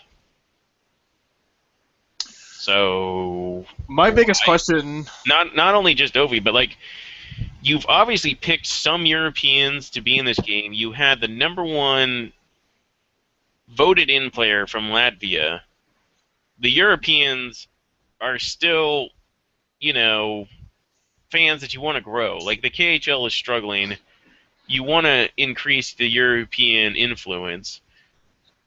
In my personal opinion, the only reason Kopitar is in the All-Star game instead of Nicklas Backstrom is because he's a bigger name since winning 2 cups, and they felt like they wanted that Slovenian influence. And that's my opinion, but like they obviously want to, like, why would you not put at least a couple Europeans in this? I don't know. It's captain and assistant captain. In fact, I actually think that Kopitar is the perfect person to be a captain or assistant captain because his English is perfect, or really, really great. He has personality. He's likable. He's a little bland, but he's likable. His dog is really cute. His dog should be the All-Star Game captain. Dustle for All-Star Game captain. New idea, All-Star Pets. And so I know that they were going for a defenseman on each team. Don't they have a defenseman among each of the captains? I think they do. No, anyway, they don't. No? No. Does Taves not have a defenseman? No. They have Getzlaf, Taves, and not Foligno, Nash. Oh, yeah, you're right. Okay, there's only one defenseman, and that's Doughty, and it's Doughty, Foligno, and Kane. No, it's Doughty. Doughty and Kane are going to go party it up together, so... Yes. Is there a better way for the NHL to tell you that they hate the fact that you're in the All-Star game besides giving you Drew Doughty and Patrick Kane as your assistant captain? These alcoholics here are going to be... it's like, seriously, they're going to be picking people drunk. Like, we all know this. Cheese balls, yeah. I just hope that Kaner, for the breakaway challenge, comes out with the horse mask that he wore after they won the cup. Okay, that was actually Andrew Shaw. It was not Patrick Kane. But also, I don't think that Patrick Kane will do the breakaway challenge. Oh, well, that's lame. Yeah, but it's time. It's more of a, like, I think players, once you've won it, it's kind of time to let other people, like, show off and be flashy. Yeah, I could see that, for sure. Also, you cannot top the Superman. That was the greatest. I like the Superman, but I thought it was really creative, the whole dive to the puck, I guess forehand to forehand. Yeah. Goal, but the break puck, like the breakable puck, I thought was way more entertaining. Oh, I actually hate that because I can't see it. Because when it happened on TV, I was like, I don't get what just happened. They were like, the puck broke, and I was like, yeah, no. Really? See, when I saw that, I got it. For me, I got it immediately, and I started laughing because I thought that was brilliant on his part. It was funny too because the goalies aren't really trying to stop it or anything, but he could tell he completely froze Brian Elliott in net when he shot it. Just this thing's broken. So I will say, okay, Cassie. Cassie has chimed in and said Jurgensen has fantastic English as well. So he's the number one voted player. If you want a European in there, if he has fantastic English, why would you not throw Jurgensen in as one of the captains? And then, I don't know. Like I said, no Europeans in captains or alternate captains. To me, I'm a little bit baffled by that. But anyway. My only concern with All-Star Weekend is I want to know if Joey the Junior Reporter is going to be on the scene. His mom is very sick, and so that's unlikely. Okay. Did not know that. There was a big question of whether there would be any Joey the Junior Reporter this year. Right. And we did get the Junior Senior Reporter video. I would love it if he went to the All-Star game. That is still the best video they've ever done. I think that's really good, just PR in general, just because they're very enjoyable videos. Oh, he's so cute. Yeah, well, and it's like the players too realize he's a kid, obviously, and so it's just he can chirp them pretty much, and they just laugh. Yeah, and granted, is the best. Yeah, yeah, it was like the Christmas ones I really enjoyed. because I remember he asked, I think it was Andrew Shaw. He asked, "Have you been a good boy this Christmas?" And he's like, And then, and then he went to Coach Q, and he's like, he's like, Coach Q, I saw you say some naughty words on the bench. Q was like, "Oh, you saw that." By the way, they're very fun videos. did you watch the end of the fourth episode of the Winter Classic series? I haven't seen it. You haven't seen the fourth one? I haven't seen any of them. Wait, Ari, do you? Okay. Damn it, Ari. I'm just gonna say, speaking of dirty words, so it was funny because at the end of the game, like after Washington had won, they all go out to do the handshake, and at the handshake. Oh, I saw the video of this. Okay, so at the handshake, Barry Trotz and Joel Quenneville are both congratulating each other. Well, whatever, and it was just like Barry Trotz is like, I think you got in more F words than I did in the show. And he's like, no way. Like, they were both like talking about who said fuck more. I was like, that's awesome. I think dirtiest mouth easily goes to Bruce Boudreau. Oh yeah. In other Blackhawks video news, though, speaking of Andrew Shaw, that transition works on two levels. They did one of those intermission videos about if you could pick a teammate to give a mute button to, who would you pick? And obviously they go through like 10 players who are straight like number 65, Andrew Shaw, Andrew Shaw, Andrew Shaw, Shawzy, Andrew Shaw. And then the last person in the video is Andrew Shaw, and they go, if you could pick a teammate, who would you give a mute button to? And he goes, I bet a lot of people have already said me. Yeah, I'll say me too. Well, I know in the Road to the Winter Classic, Clint Rife, when they interviewed him, they were just kind of, you could tell they were just asking him questions about just general locker room stuff since he was, assistant equipment manager. And it was funny because he said, yeah, Andrew Shaw, you can't get that guy to shut up. He always has something to say. So true. Yeah. I'm excited because the Kings and Sharks are going to get their own stadium series as well. So that'll be pretty cool. I need more Joe Thornton in my life.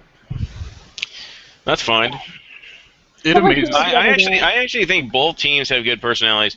Even though you're not a big fan of Doughty getting picked as an assistant captain, Doughty has personality. So at least I think that'll translate well on camera. There's a distinction that needs to be made between having personality and having a good personality. I don't have a problem with Doughty's personality. Like I think that there are certain guys on the team that would rub people wrong. Like I think Matt Green is too sarcastic for TV at times. Like I think that Matt Green's funny, but I think like Matt Green is a guy that like half the general populace is going to be like, that guy's an asshole. Whereas I think Doughty is just good-natured and has fun in general, and not to the degree that like a PK Subban is, but in that same vein. Just he's a little bit more muted with his approach to things, and maybe he learned part of that from partying too hard. So, actually, what you just said about Matt Green made me like Matt Green a lot more than I'd ever liked Matt Green before. Oh, I love Matt Green. I love Matt Green. I think Matt Green and I understand I feel like a lot of times Matt Green's humor goes over the head of so many people, and like you watch him in videos or interviews or things like that. And there's so many times where people, like, it just seems like people don't laugh or respond to anything he says, and I find it so hilarious because Matt Green is easily, in my opinion, the funniest guy on the Kings team, and I think that it's just gonna, like, he's one of those guys that you're like, God, you have to, like, know him to appreciate how funny he is. So, on the All-Star Game subject, and speaking of PK Subban, who do you think were the big snubs? Besides goalies, let's not talk about goalies because all the snubbed goalies are going fucking anyways. I'd say Nicholas Backstrom. Oh, easily. From the Capitals, not the goalie. God, he's been terrible.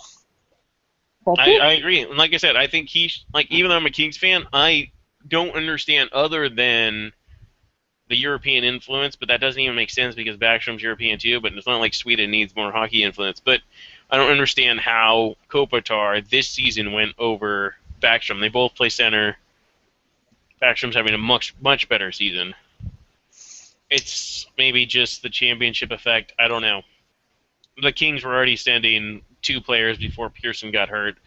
So, to me, that's a mystery. I'll go ahead and say PK Subban I thought was a huge snub. He's a great defender. He's having a great season, huge market. And, frankly, he is exactly the person you want in an All-Star game. Oh, definitely. You know, he's fun to watch. He's fun to watch play. He's going to be fun to watch in the skills competition. He's fun to mic up. He would have been a great alternate captain or captain.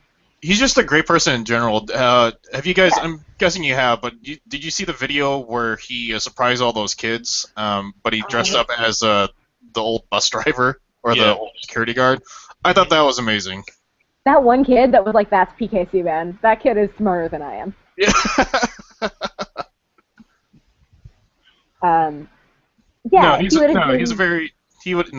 Yeah. Very clear pick for a leadership role, if that even makes a difference in an All-Star game. But I think the problem with him not getting in is that they just didn't like the problem with the NHL in general in their All-Star game. And no offense, Ari, I'm really not trying to talk shit on your team. No, but the vote, the vote is broken, and we all know this. There's realistically, if you looked at the All-Stars, there's no way like Brent Seabrook and Corey Crawford should be in the All-Star game. Okay, though, with all the goalie injuries, Corey Crawford probably would have gone to the All-Star game anyways. With the injuries, I agree. With the injuries, I agree. Okay, but so you have 5 out of what? 5 out of 38 or whatever. How many was it? 40 total? I have no recollection, honestly. I think it's actually 42 total players got picked plus the rookies. So it's unfortunate, but at the same time you have to have one representative from each team. So you have a guy like Oliver Ekman-Larsson, who is a very good defenseman, not having as good of a season as a PK Subban, but he's going to get in because of this. Because Montreal already had a representative. But now if Montreal... Here's a situation. If you read... We all know Down Goes Brown. Yep. Okay. He wrote an article for Grantland this last week about the most unlikely All-Stars in history. And it was very funny. Most of them, yeah, it was funny, and most of them were people that got picked to represent a team after their representative wasn't able to go in, or because of the North America versus Europe setup that they had for a while. We now have a situation where we have 2 teams with injured players in Jimmy Howard and Corey Price, who are the represented. Corey Price. I'm sorry. Anyway. Sorry, Dave. I misspoke, but you know what I meant. Yeah, Carey Price. It just struck me funny. Assholes. Yeah. It's totally fine. You guys are assholes. It's cool.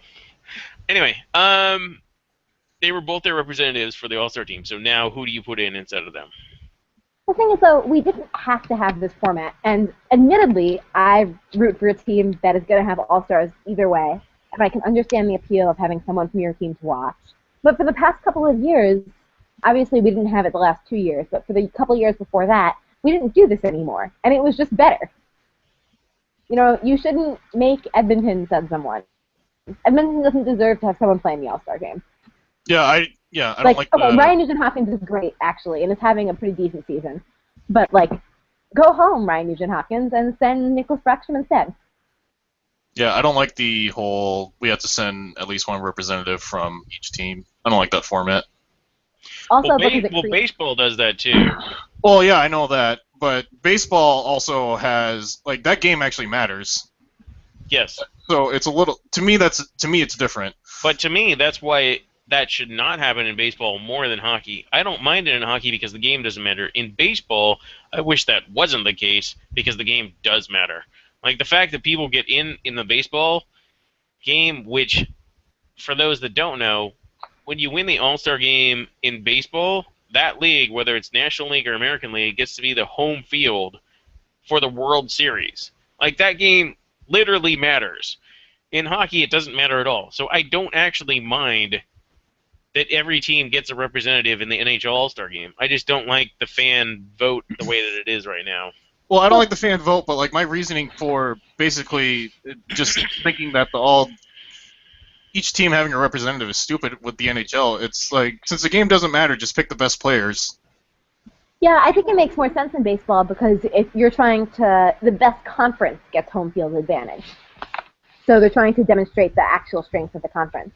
Yeah, I mean, granted, I mean, the MLB All-Star Game, it's a big gimmick too, kind of with the home run derby, but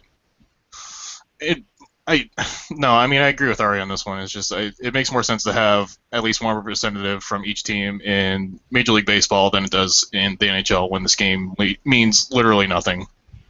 That said, the NHL made a key mistake that American government has been making for years, which was they allowed Chicago to vote on something.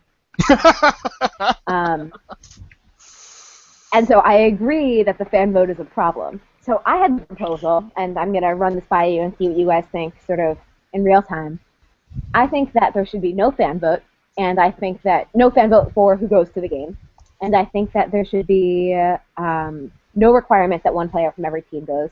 Just let whoever picks it now, which is like a committee of GMs, pick everyone who goes. Then have a fan vote for who are the captains and alternate captains. And maybe you put a limit on it that, like, only one player per team can be a captain or alternate captain. But that way people could vote for things like, wow, like, PK Subban's a really fun guy. I'd love to see him talk. Or like, wow, it's really funny when Patrick Kane, McDonald, and Taves' life suck. Patrick Kane should be an alternate captain. No, I'd agree with that format, for sure. NHL, hire me. No, I'm sorry. Here's why I don't. Here's one reason I don't fully agree with that, and I'm going to offer some sort of rebuttal to this, because you watch this year as Jurgensen got voted in by the country of Latvia. Who cares? Latvia cares about the All-Star game. When you have to have the fans engaged in an event like this because it's a fan-driven, fan-watched game. This is something for the fans. The fans want to see this. And like you said, you're a huge fan of the All-Star game. So am I. Even though the game sucks, I love this skills competition. Like, I watch the skills competition more than I watch the All-Star game itself. So for me, it's like I love the weekend. I love watching the best players get together, even if the game itself sometimes sucks. But it's a fan thing. I vote every year. I don't know if you guys do, but I voted for Taro. I wasn't worried about it. I voted for Taro. I wish I had voted for my thing is, here's how I would change it. Instead of having the fans vote for a top 6 like they are right now because of the playground version of captains picking everybody, I would have, let's say, the top 6 voted players by individual teams. So then you don't have 5 teams or 5 players from one team getting picked. You would have, let's say, Jurgensen gets in because he's the top voted player from Buffalo. Then you have Taves get voted in because he's the top voted player from Chicago. Then you would have Price voted in because he's the top voted player from Montreal, blah, blah, blah. Down the line. So then you have 6 different teams represented instead of 5 from one team because they were all voted by one team. You know what I'm saying? Yeah, I disagree, though. I think that with the exceptions of a case like Zemgus Jurgensen's, whose full name I will say at every opportunity, that's really just providing an advantage to big market teams. And I think that's the problem with the All-Star vote in general, which is that a team like Montreal or a team like Chicago or a team like the Rangers is always, or Los Angeles, although you guys don't really vote, is always going to win those top competitions, except for in the case of an entire nation voting. So, but still, would it not be better than what it is now? I mean, it might be better than what it is now, but I think my proposal is better than instead that. of 2. I mean, it'd be better than what it is now, but that's not really saying much because the system's terrible to begin with. But has there ever been a good system? So you guys, like I said, you guys read the Down Goes Brown article. It's like we used to have people in management pick the team, and then Mike Milbury decided to, include enforcers. Well, yeah, but he's a dick. Um, Jeremy Jacobs probably wouldn't even vote anyone in. He just vote to raise ticket prices. I mean, on point comment. On point comment.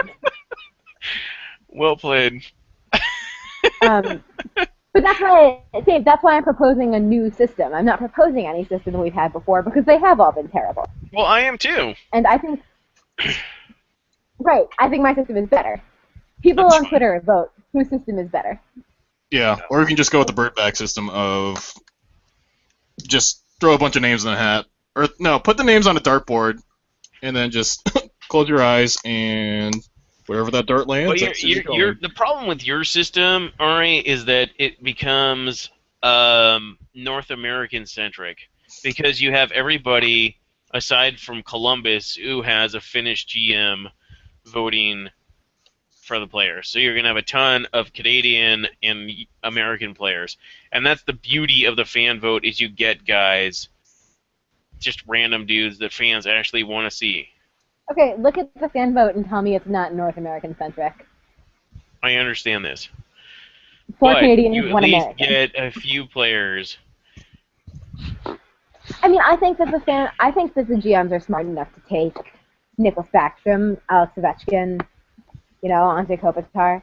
I don't think that the GMs are gonna. I don't think they're gonna Brian Burke this shit. But you still want the third. You still want one player from each team. No, I don't want one player from each team. I'm not interested in one player from each team. See, I am though. I think that you have to have one player from each team in order to engage fans more. But I think that creates two problems. One is the snubs the players that would be more entertaining to watch overall. And the second is that when people get hurt, we end up with a real conundrum. What are we going to do about the fact that Montreal does not currently have a representative to the All-Star game? That's not good, right? That's true, but at the same time, if you don't have a representative from Montreal, will Montreal fans care about watching the game? I think so. I think fans in Montreal. Yeah. Well, okay. Maybe that's a bad example because Montreal. So, like 1 year we had Dustin Brown get voted into the All-Star game. Dustin Brown was not deserving of going to the All-Star game. Not going to deny that. But if Dustin Brown wasn't in that All-Star game, I don't know how many, aside from us hardcore fans, would have watched that game. Is what I'm saying. It's like there's a lot of fan bases that if you don't have at least somebody in the All-Star game that you care about, that you're invested in, they're not going to watch it. But I actually really question whether having one player in the All-Star game will get someone invested in it. Do you think there's any fan in in Glendale, who looked around and was like, oh, fuck, now that Ekman Larson is in the All-Star game, I definitely have to watch it? I agree. I completely disagree. I think that is the case. Because I know people that have done that. Yeah, but I live in a market with the Ducks and Kings where, it's not a traditional hockey market. And growing up here, playing hockey, like I'm not a recent LA Kings fan, as you know. It's like I've been a hockey fan for 20 plus years. I know a lot of people that are like that.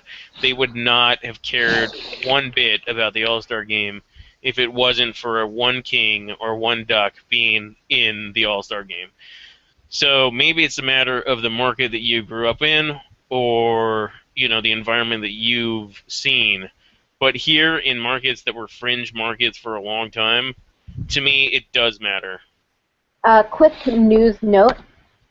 We thought Kyle Okposo had a Joe Thornton 4-goal hat trick, but it turns out that the last goal was changed to Brock Nelson, so now he only has a normal hat trick.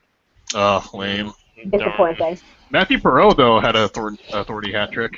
He did. Dick trick, as we call it. The dick trick. If it was a trickle-down effect and other people started scoring goals, would you call it a dick trickle? No, that is disgusting. Rest in peace. Side note. Okay, Ari, so I asked hold a on, wait. question- Ari, do you know Yeah. who Dick Trickle is? It's an Yeah. actual real person. He's a NASCAR driver. He's no longer. He committed suicide, but Oh, that's sad. I'm sorry. but he had like the worst name in the history of sports.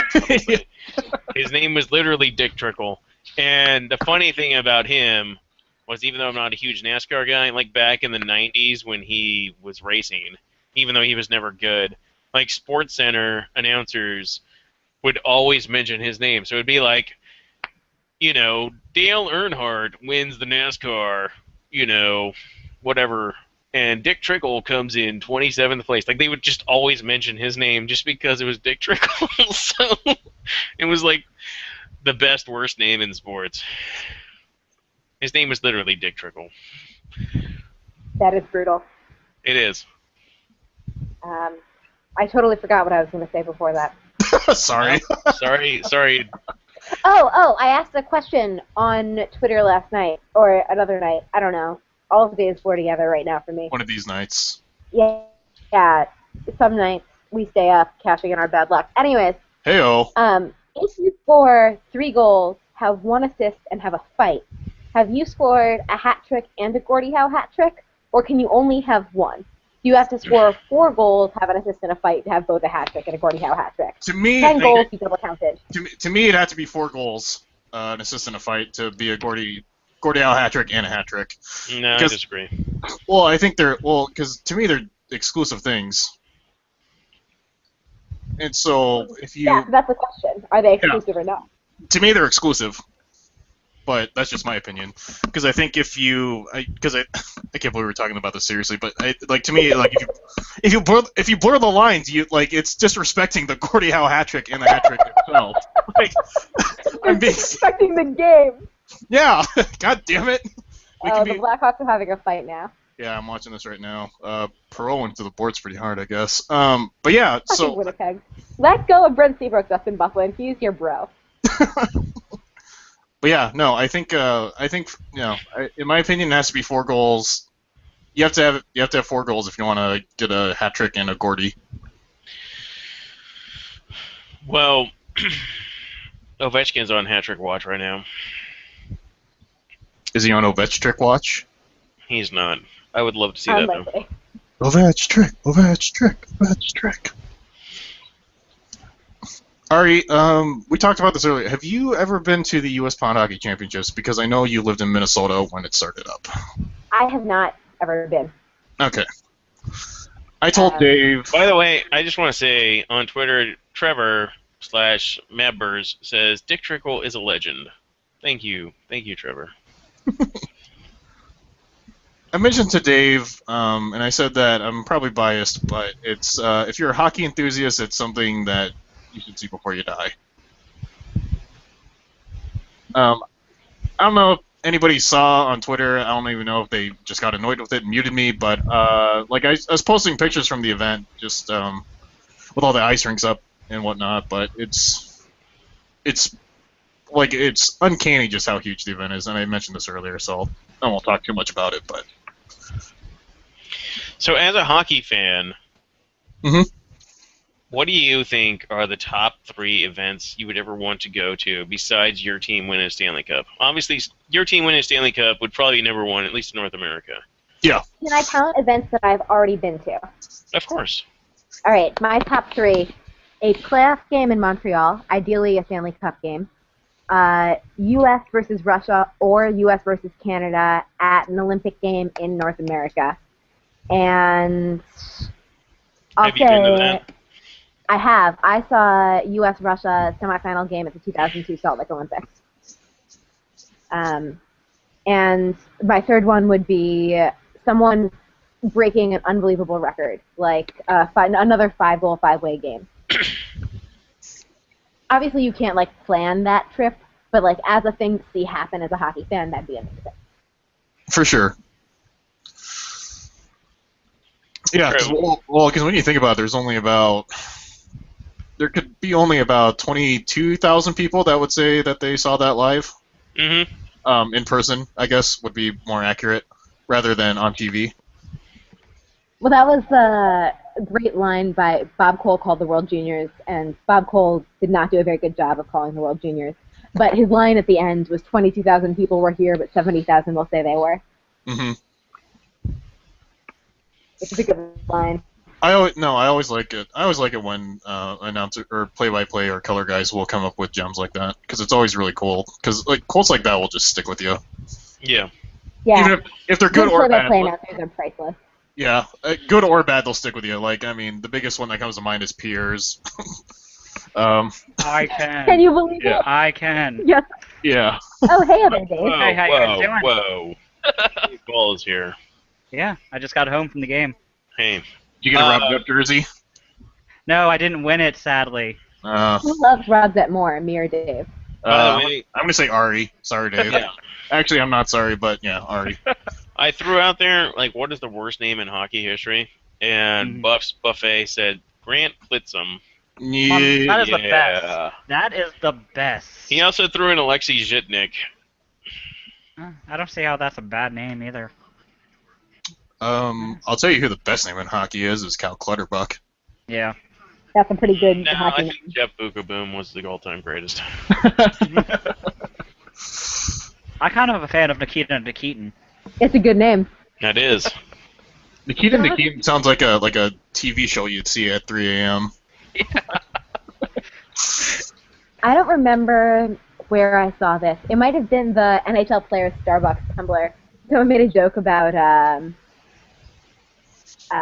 Edmonton Oilers went to get coffee for everyone, thought about picking up a double-double for, what's the name of our general manager? In Edmonton? Yeah. Craig McTavish? Yeah, I thought about picking up a double-double from McTavish and then looked at Nikita's numbers and decided not to. That's not my joke, but I wish it was. Don't worry, I still jokes all the time, Ari. Like my Gaston joke was stolen from Reddit, shamefully. Everyone steals everything from Reddit. Everything I have is OP, so. Uh-huh. Well, stick taps to you for being so classy, Dave. I know. Alright, so Blitzen, you're here, finally. And now it's time to end the show. See you, everyone. We're going to do 2 quick minutes with Blitzen. Hot takes with Blinson. Exactly, hot takes. Let's go. Okay. Hot potato All takes. right, so give me your one word, not one word. I'm going to give you one sentence on Timu, Hasek, and Blake getting their numbers retired. Well, all players deserve it. I mean, they are kind of the best, some of the best players from each of the organizations. Everyone loves Timu. Everyone loves basically everyone. Everyone loves the players that were retired, I think. Not true in LA, but it's okay. No one likes Rob Blake? What? Oh, well. It's controversial. Timu. Oh, is it really? It is. Oh, I did not know that. Well, Blake left the Kings after saying that he didn't want to get traded. I was saying this earlier, but basically the problem with Blake is I'm going to say that there's going to be some people booing him tomorrow because the Kings wanted to trade him when he was captain. He said no, and so they did not trade him, and then he left in free agency anyway and went to the Sharks. Oh. That's pretty funny, actually. I mean, if it wasn't the Sharks, it probably would have been better. Yes, that's probably true. I mean, it's kind of like Yager Philly Pittsburgh situation. Yeah, kind of same thing. So yeah. Okay. Cheap shots and suspensions this week. Give me your hot takes on Ryan Suter getting or elbowing Downey and Marchand slew-footing Bouchard. I did not see the slew foot at all. I haven't been on Reddit all day to see any pictures of that. It was pretty nasty. Was it? Yeah. But they're going into the boards and he slew foots them and it's pretty violent collision. And into the boards is really bad too. Yeah. As for the Suter Downey's hit elbow, I saw that and it looked bad. But he didn't get anything for that, did he? Two games. He got 2 games. And that sounds about right, I guess, for what it was, I think. The thing about that really bothered me is Suter said it was accidental, apologized on the ice, had Crosby apologizing for him off the ice, got 2 games. Okay, fine, we're cracking down on elbows, 2 games is the standard. And then Sami Vatanen, is that how you say his last name? Yep. Yeah. Yep. Yeah. Sami Vatanen only got fined for what I thought was a pretty similar play. Yeah. No, So, I've heard that too. But am I wrong where the play is not similar, or is there inconsistency here on the I part of think player safety? I mean I think it's inconsistency. I do too. Yeah. It's a matter I of mean- players' basic presence within the NHL. Like when you see high, like prominent players doing this against prominent teams versus seemingly no-name players. Mm-hmm. I mean, Suter's not a no-name I mean, player, though, but he Vatanen- still got 2 games. That's what's actually surprising, that they actually gave a star player 2 games for a hit on a non-star player. And Vatanen did it against the Leafs, so it's not like they weren't watching. Brian, I don't know what. is Suter's anybody prior- watching the Leafs these days, though? I mean, All the rich people in the Air Canada Center are. No, they're not watching it.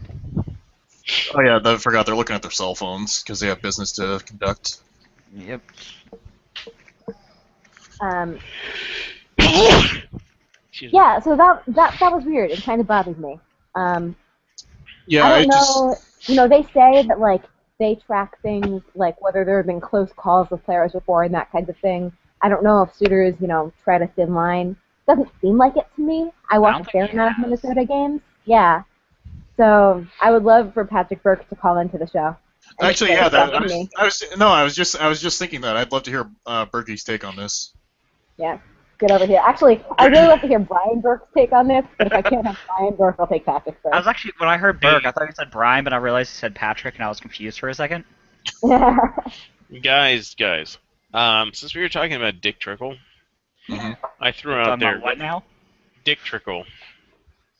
Do you know what that is, Dave? No. Okay, so I didn't right either. before you jumped on, literally like a minute before you jumped on, we got on the topic of Dick Trickle, who was a NASCAR driver. Okay. And That's an unfortunate name. I know. But what I was saying was that back in the day, SportsCenter used to always announce where he would finish. He was never a great NASCAR driver, but anytime they would have like a finish, it'd be like Richard Petty comes in first and Dick Trickle in like 20th. Like they would just always announce whatever position he came in because his name was Dick Trickle. But Trevor threw out that there was a guy named Harry Dick who played for the Vancouver Canucks. Really? Yes.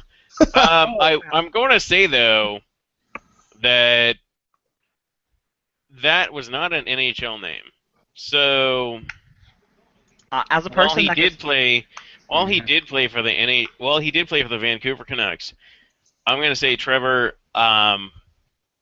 that was pre-NHL. And for those that don't know, the Vancouver Canucks have actually been around since 1945. And they joined the NHL in 1970. But he did play for the Pacific Coast Hockey League / Western Hockey League. But his name was Harry Dick. That's a pretty terrible name. Just for everyone who's keeping track at home, I almost just said something really offensive and then stopped myself. So give me like 5 bonus points.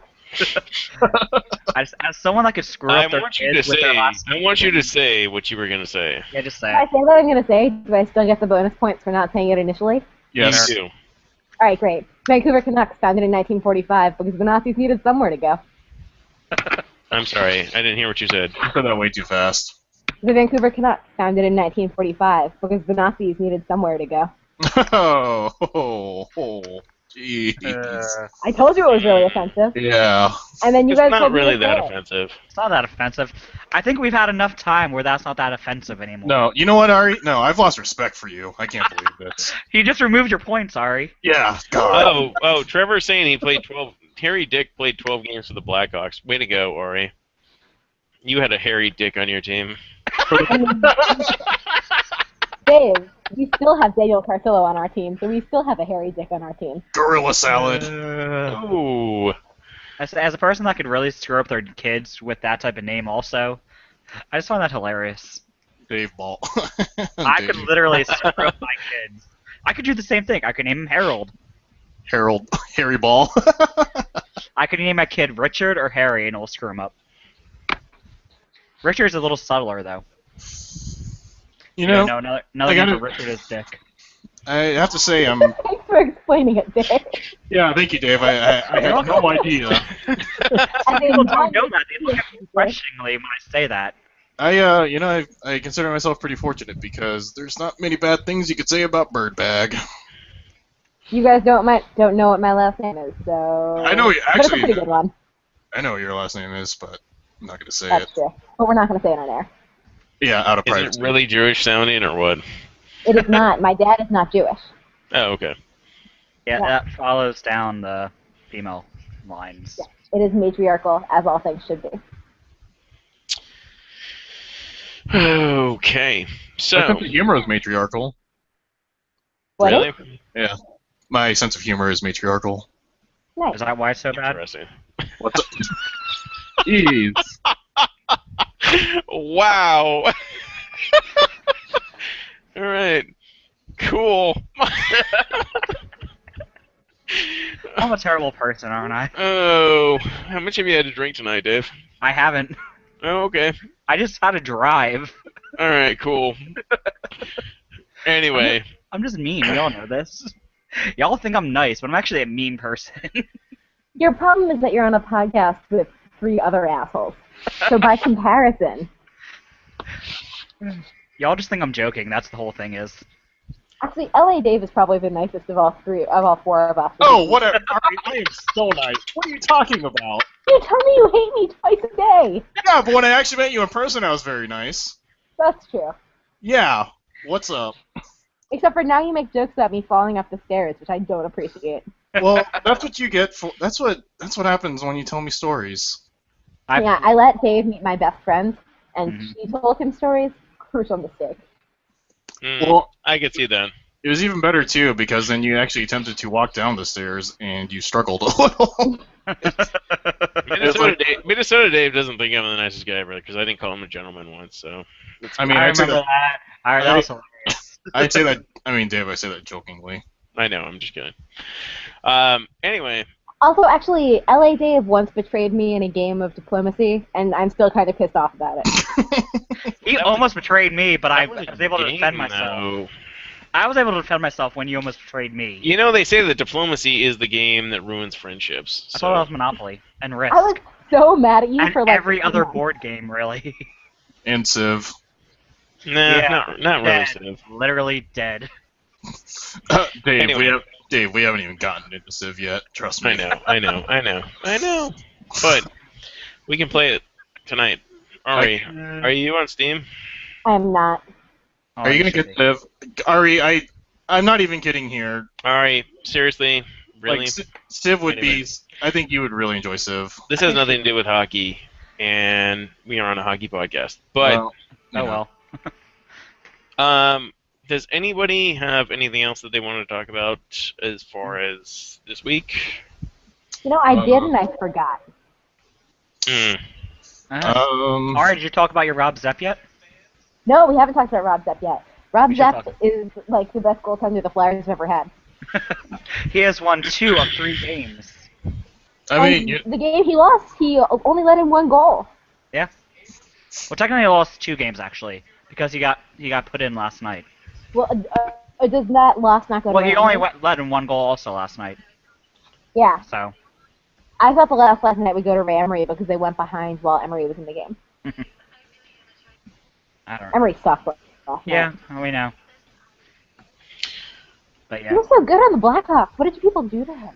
did you see our defense? That's true. It's almost like the Blackhawks are a really good defensive team. Or It's almost like you're actually an elite team in the league. yeah, right. I bet they won't even win the division. not yeah, even going to make the playoffs over Yeah. here. yeah. You know what, Ari? I fully blame you for how the Wild have been doing this season. Yeah, It's not my how's fault. the playoff chances going? I think we're at a solid 13% or something like that. Oh, that is the I question want I to was see how gonna much ask. we are. How much are the Flyers? How much 1% are we? Well, we could look that up in a minute. But that was the question I was going to ask, which is, thank you for reminding me. We are 50% through the season. What teams are you willing to say are definitely not making the playoffs? are definitely not making the play. Well, that's pretty easy for like like a third of the league. All right, but let's talk about some of the borderline teams. So, like, Minnesota's got 43 points in 43 games. They are... They're 7 points out of a wild card spot, the last wild card spot. Yeah, 7 points out of a wild card spot. But look at the team. Are you willing to say that Minnesota is definitely not making the playoffs? No. See, I am. I think they're out. No, I say that because they just got a new goaltender, and Yeah. there's still half the season to go. So while it's Devin Dubnyk, and I still don't entirely trust him, I also don't entirely trust Winnipeg yet. And I know some people in Vancouver are going to bitch about this, but I still don't entirely trust Vancouver. I don't trust Vancouver either. I personally think the Kings are getting Regier back soon. We'll see what happens with Voinov and his trial, which is going to end soon. But if that doesn't go well for the Kings, they're going to trade for a defenseman. So We have a gently used Andrew McDonald available. No, Dave. The rumor is that the Kings are shopping for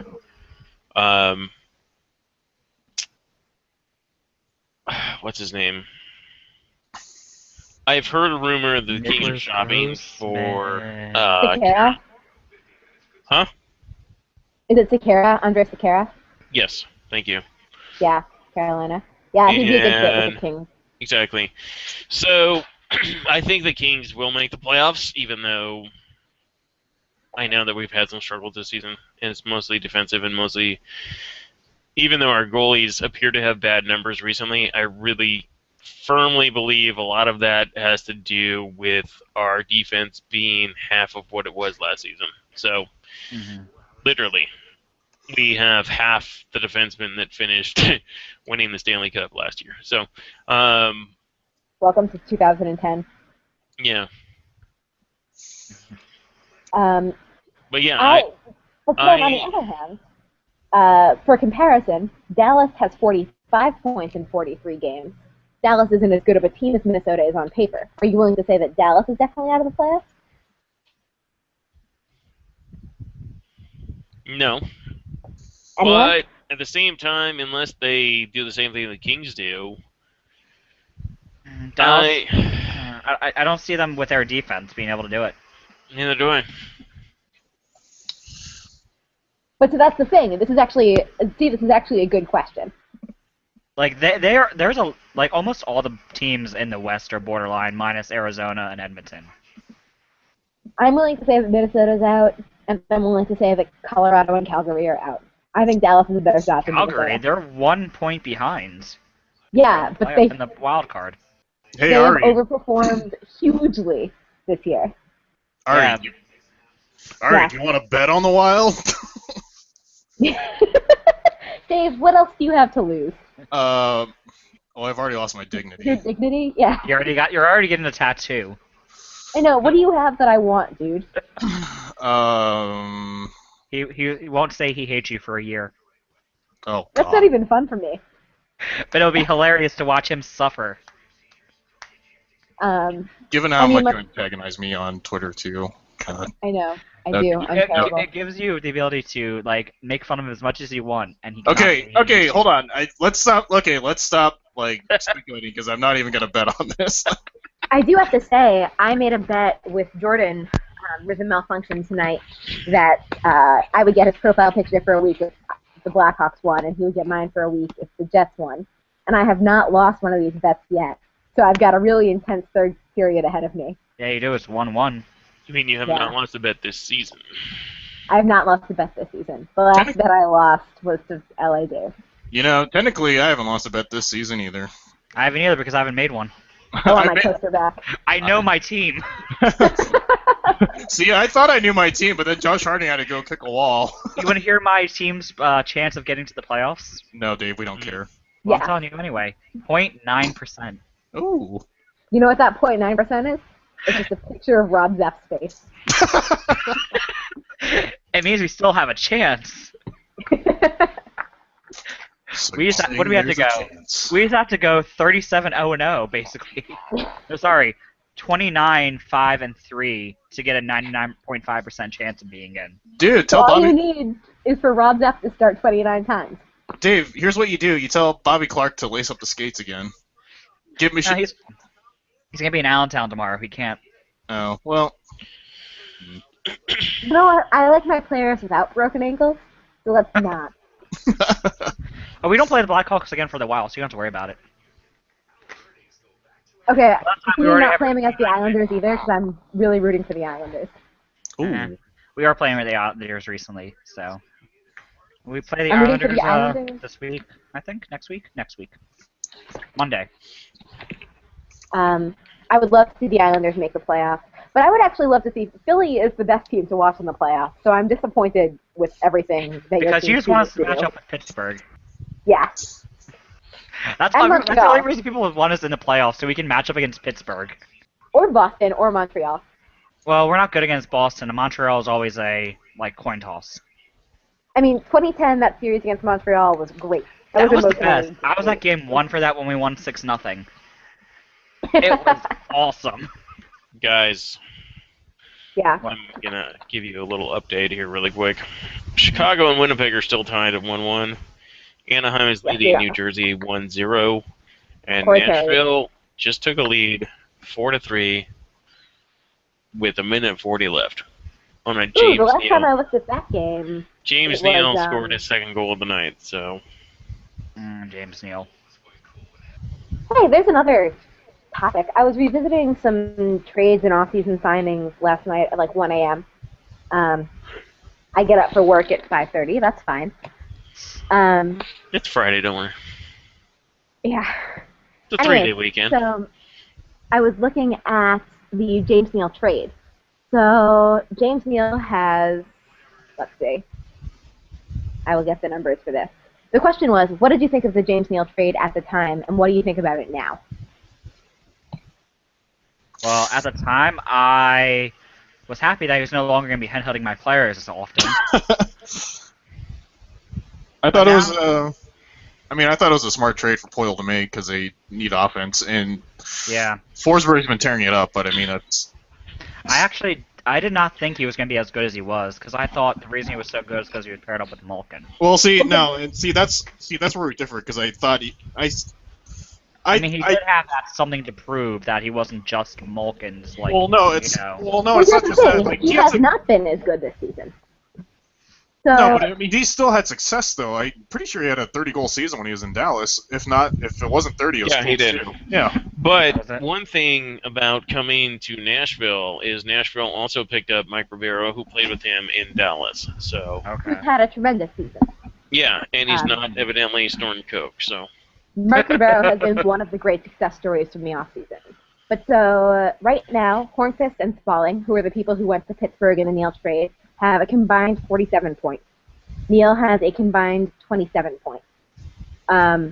Additionally, Neal last year was averaging 1.0 points per game. He's now averaging 0.6 something points per game, and he only has 2 goals on the power play, as opposed to last year's 11 in 59 games. That definitely is the Malkin effect right there. I still So, think, I still think 0.6 points per game is still pretty I respectable. mean, it's not bad, but No. it's just not the 1 point per game he was averaging. No, I mean it's a different system entirely Yeah, from that's true. It Pittsburgh is a and very Nashville. defensive system there. Well, but it's not I mean, anymore. yeah, not anymore with Laviolette, but That's it's true. Yeah, Laviolette, he doesn't have a defensive system. no, but it's still different Mhm. compared to Pittsburgh. That's just my point. And the Devils just tied up the Anaheim game, by the way. I'm already There we happy go. with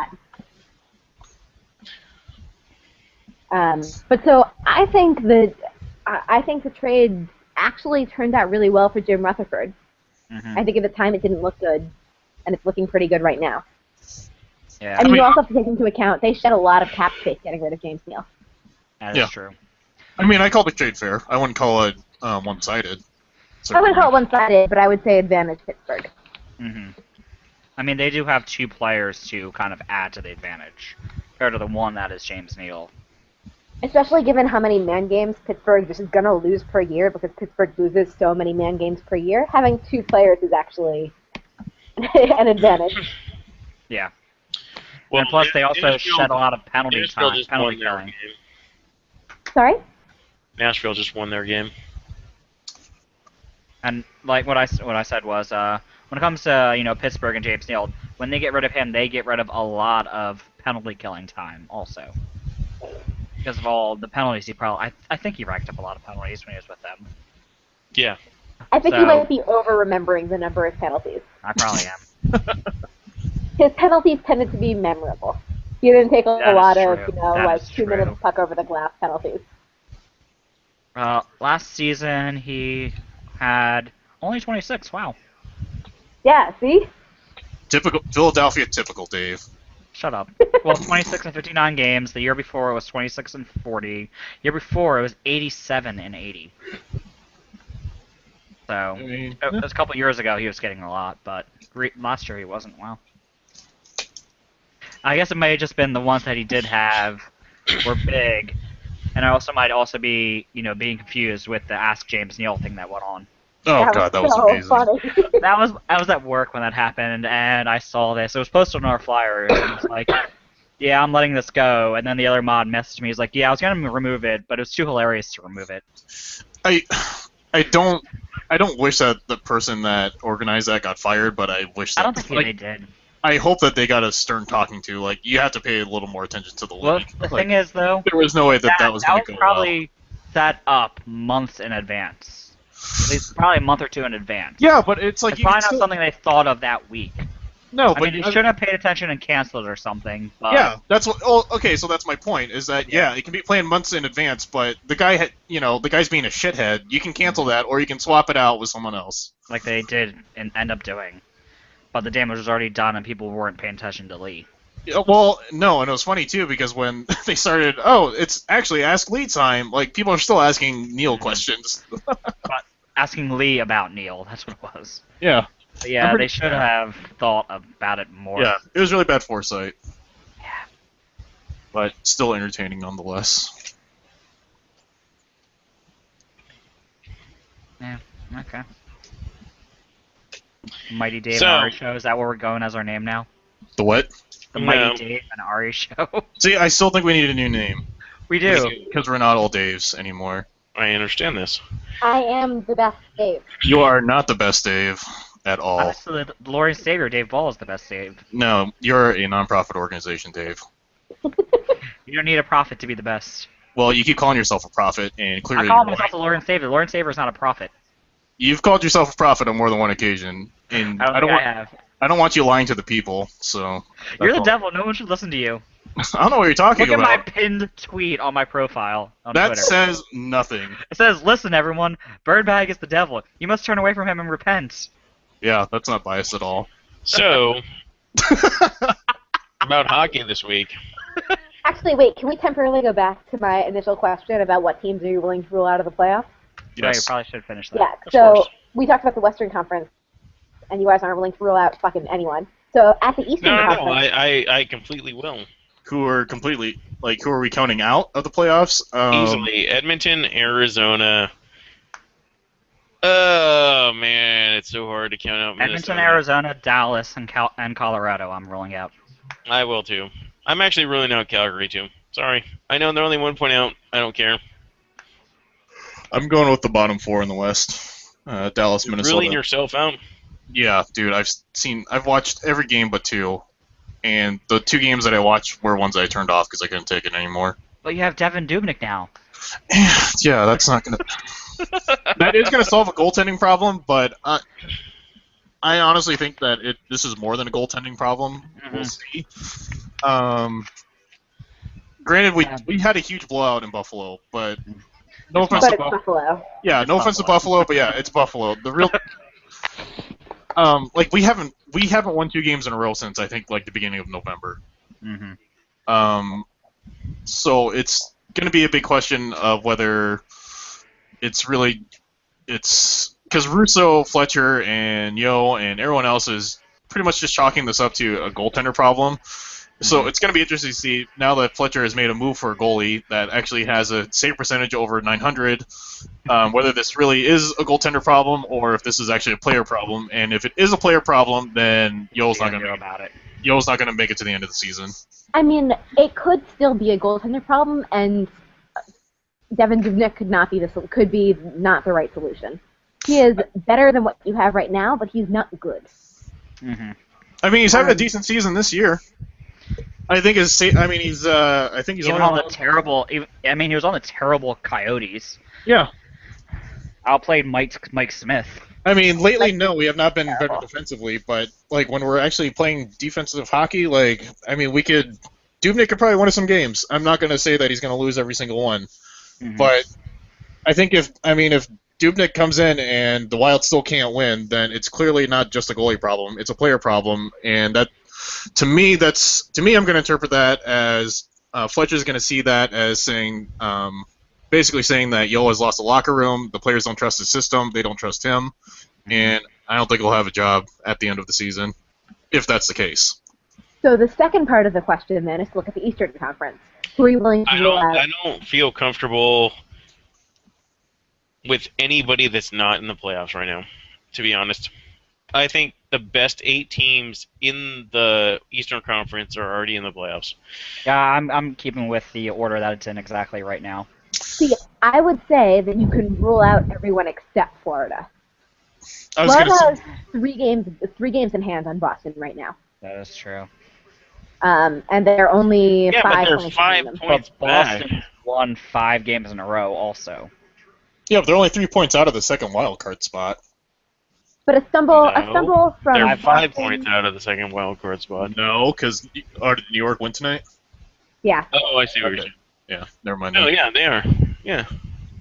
A stumble from Washington, a stumble from Boston, Florida could sneak into the playoffs.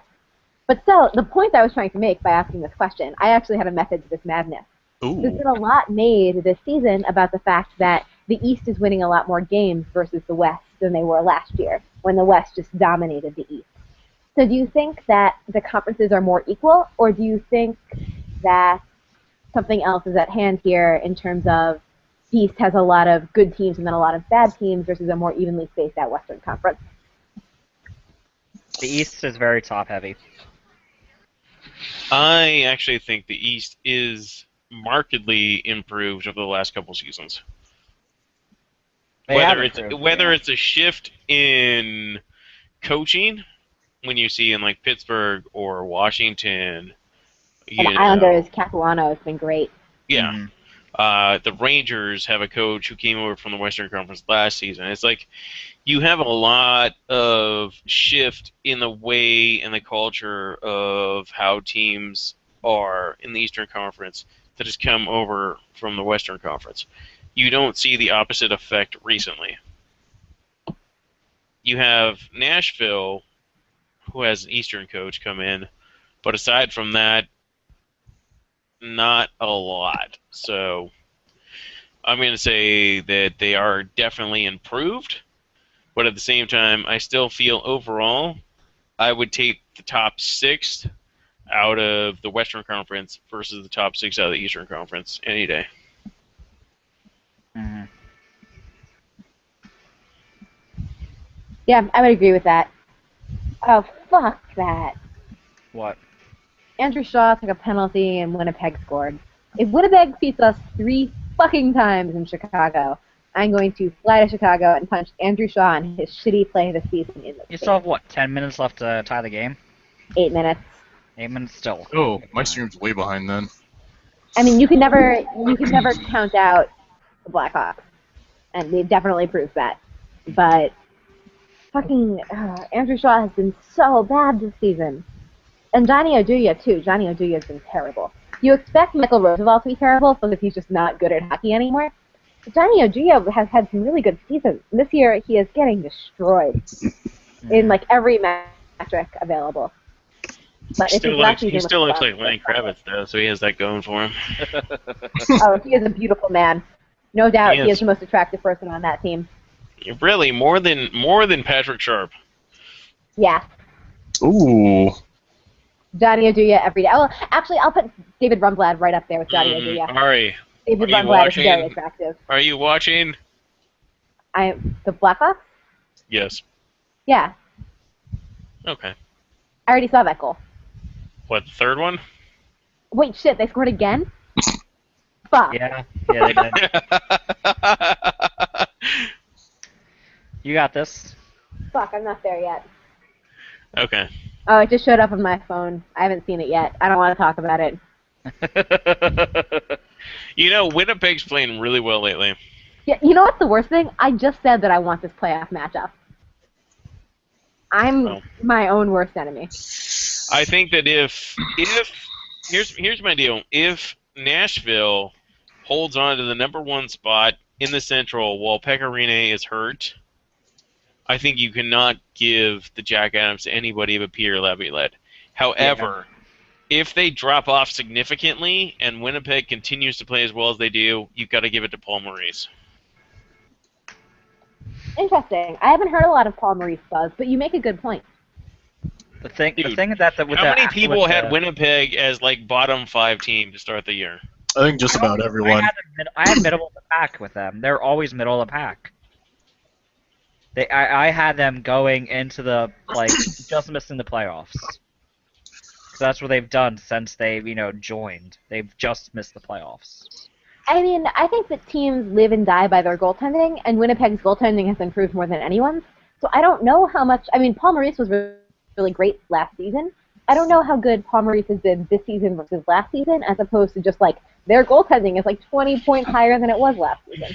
I'm gonna say though, because I know a little bit about Winnipeg, they've had significant injuries on the defense. So their goaltending, while it is improved, you have to assume that it would be even better had their defense not been banged up for half the season so far. They're okay right now, but, well, they're not even 100% right now because Jakob Trouba is still out. So their defense has not been 100% for the majority of their season. So that's why I'm saying Winnipeg, with Paul Maurice in the position that they are, if they win this game, they're going to be only 2 points behind St. Louis.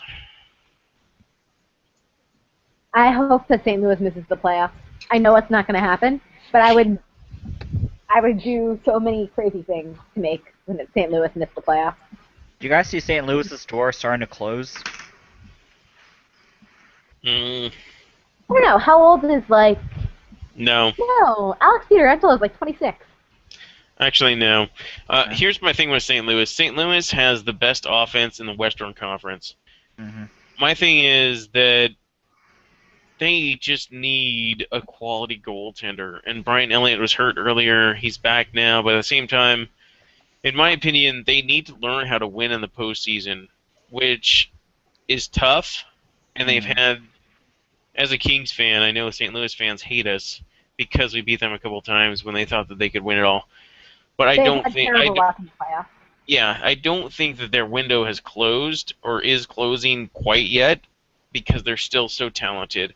But at the same time, I think that they need to learn to win as clutch. And if they can't do that, then yeah, that's going to be a problem. But I don't think I don't think it's going to be closing for a couple more years still. Okay. I don't think their window's closing either. If you look at some of their key players, Pietrangelo is still young. Tarasenko's a baby. Alex Steen is a little bit older, but still going to be a useful player for a couple more years. I think they've got some time. I mean, Tarasenko's young, and he's tearing it up this season. He's amazing. He's absolutely amazing. I am so bitter. In fact, the Central Division is obviously hell for lots of reasons. But just watching St. Louis and Nashville this season with Tarasenko and Forsberg, it's no, but I want to like these players. Please. I would love to have Philip Forsberg on my team. Please have pity on us.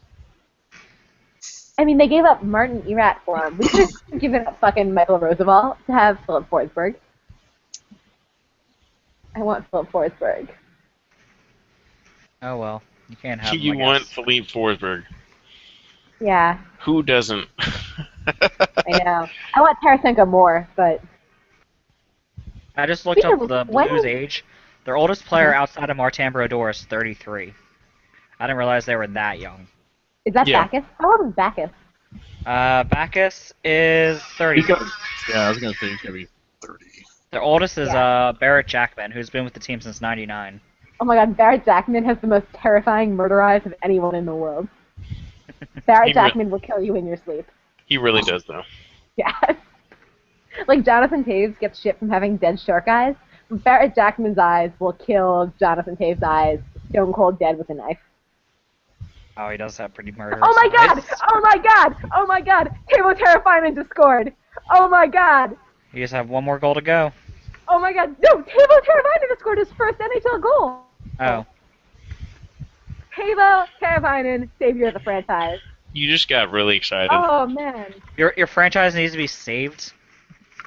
Guys, I do you know know, how long we've I been know. waiting for a Tavo Oh Terrifying God, goal? let me Like, save me from my million years. 1 year of Stanley Cup drought. Seriously, We've been Artie, saved. We've been blessed by the Tavo. Oh my god. let me tell you about Oh my cup god. drought. Everyone is freaking out as much as I am right now. I'm holding my hands in the air like I don't know what to do with them. Oh my god, Tavo Terrifying just scored. Oh my god. God bless you, man.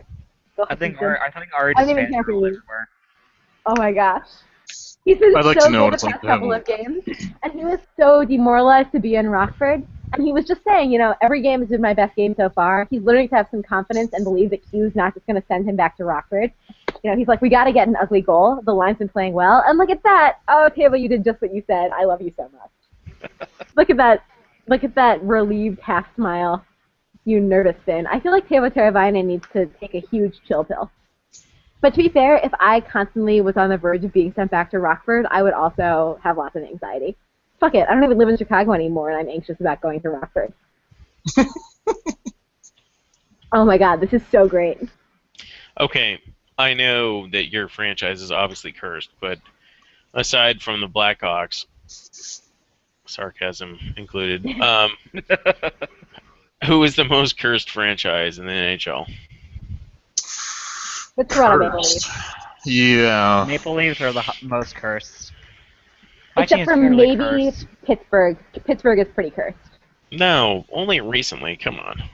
Well, they've had so many injury issues going even back to the 80s. Okay, until they break the Kings' records of back-to-back years, I'm not gonna say that.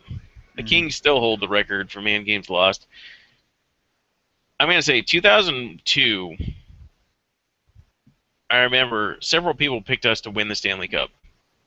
We set the NHL record for man games lost to injury that year. The next season, we broke that record. So, until that happens from another team, I'm not going to have sympathy. I'm sorry. But yes, Pittsburgh has had a rough go of it the last 3 years with injuries. But that doesn't mean that they're the most cursed. Yeah, I go with the Leafs. Yeah, they are the most cursed. Well, There's a difference between being cursed and, you know, creating your own demise, which the Leafs have that's true. arguably done. So maybe San Jose, they put some really good teams together and not been able to come up with anything.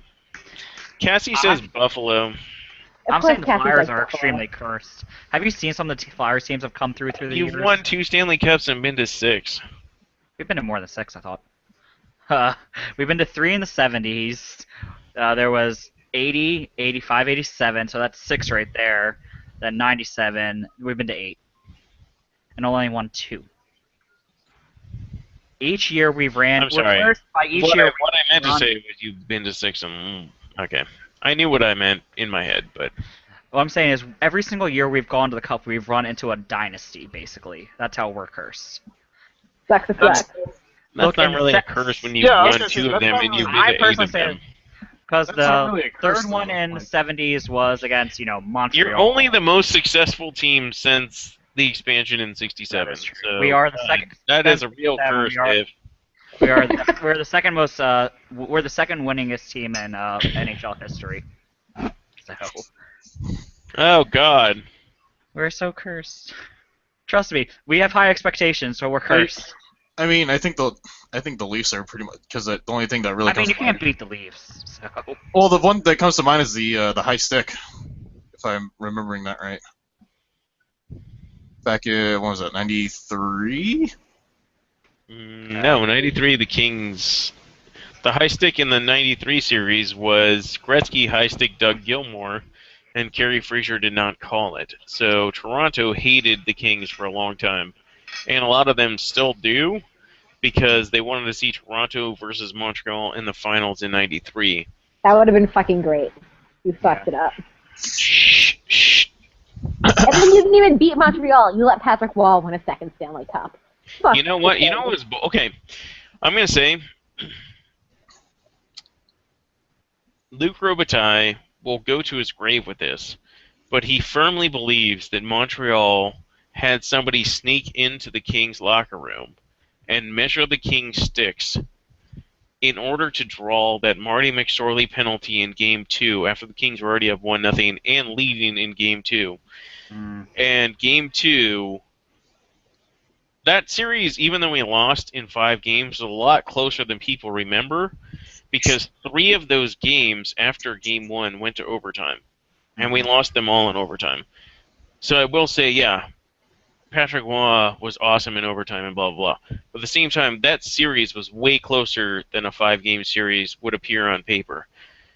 And a lot of Kings personnel, including Luc Robitaille, who's very vocal about it, will say that they feel that somebody came into the room and measured Marty McSorley's stick before the coach called out Marty McSorley and got a penalty at the last part of the third period in order to draw that penalty, and they evened it up and then won in overtime in Game 2. So Yeah, I've heard that before. and he's like adamant about it. A lot of Kings players from that series will tell you that they really feel that somebody like came in and did something.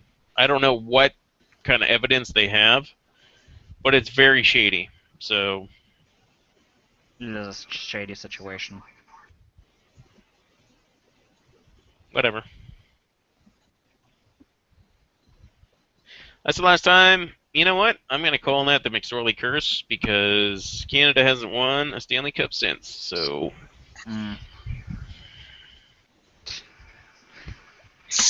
Leave it to Montreal. I just think it's cute you guys trying to figure out curses when I'm sitting here as a Cubs fan. I mean, Philadelphia had the entire curse of Billy Penn going for a while. So Nothing can compare to the Cubs. Maybe the Red Yeah, I Sox, know. the curse of the Bambino, but they obviously broke that in 04. yeah, Philadelphia, the Phillies broke ours in 08. Cleveland's had a pretty decent curse for a while. That Teravainen goal was just so well shot. Cool. Oh, it's nice. You sounded so sincere there. Oh my gosh, it's great. It's like through 4 Winnipeg players, ankle height, just finds the spot. Great. Yeah. What a great goal. It looks like a goal I love- scored in beer league. Not a big deal. You I know. love Teuvo Teravainen. yeah. I'm a fucking Oh beer my league gosh. all-star. Okay, there were actually 5. No, it was 4. 2 Winnipeg just ran into each other, which enabled that goal. So good job, Winnipeg. I can't read the numbers though, because I'm blind. Ari, why are you blind? Genetics. Oh. Yes. How do you guys feel about eugenics? Are you saying that That was a bad transition, Dave. That was a really menacing transition.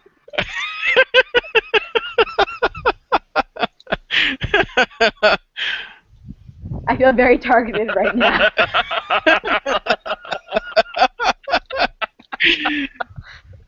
I don't know why we're laughing. Oh.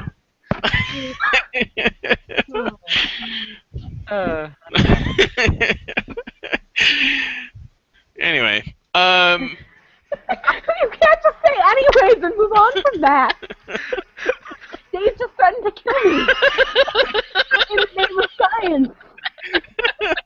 no, I didn't. Stop laughing.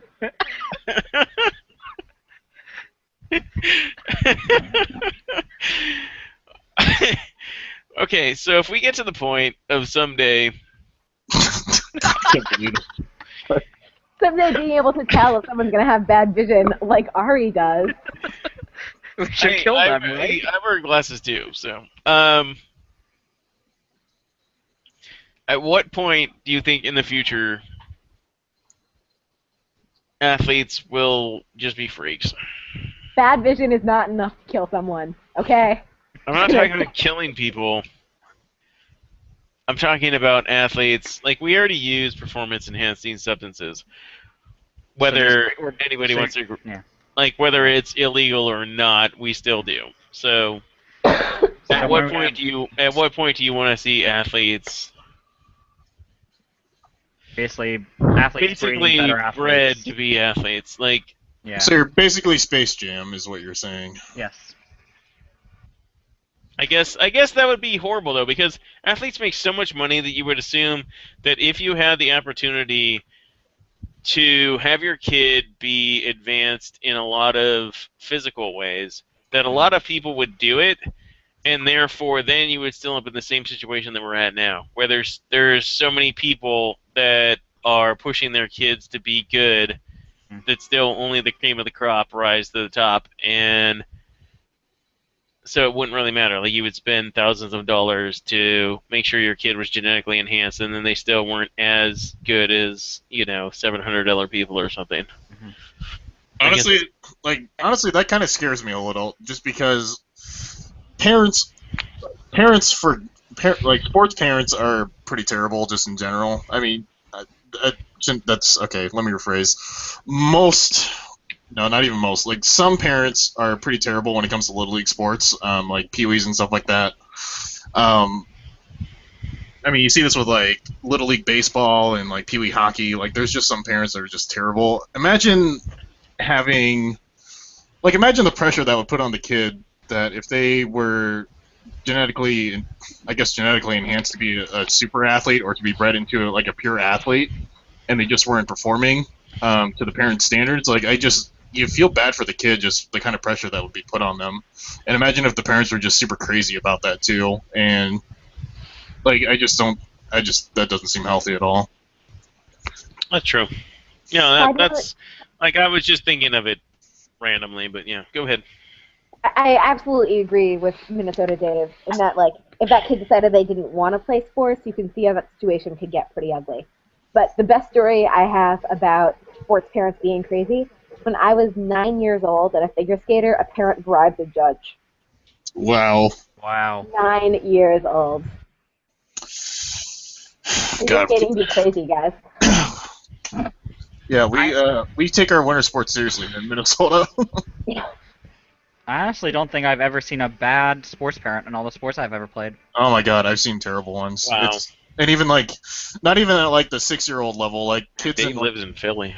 kids in junior high, their parents I've seen are terrible. Like, I remember telling this story. We were just in a general hangout, but when I played high school baseball, and we played at a city field just because we didn't have enough money to have our own field. Mm-hmm. So fields are obviously public to whoever wanted to be there, and there was a parent there with his son, and they're working on his hitting, and the dad got so angry that he started throwing baseballs at his kid. Like, the coaches literally had their phones out and they were ready to call 911 before I think the dad knew that we were watching and decided to leave. But I mean, he was yelling at the kids like, why can't you hit it? And he started throwing baseballs right at him. Like, it wasn't even the strike zone. He just started throwing at him. So yeah. I think the reason is because I never played for a school. It's always club stuff I played. Mm-hmm. So that could be why they weren't crazy. So. Yeah. It's it can get pretty ugly. And I mean, I've seen videos too of just Little League parents just actually getting in fights and it spilling onto the field while the kids are just standing there. And it's like, they're 5, 6. It's supposed to be fun for the kids. Yeah, they're like 6 years old. Who wants to see that?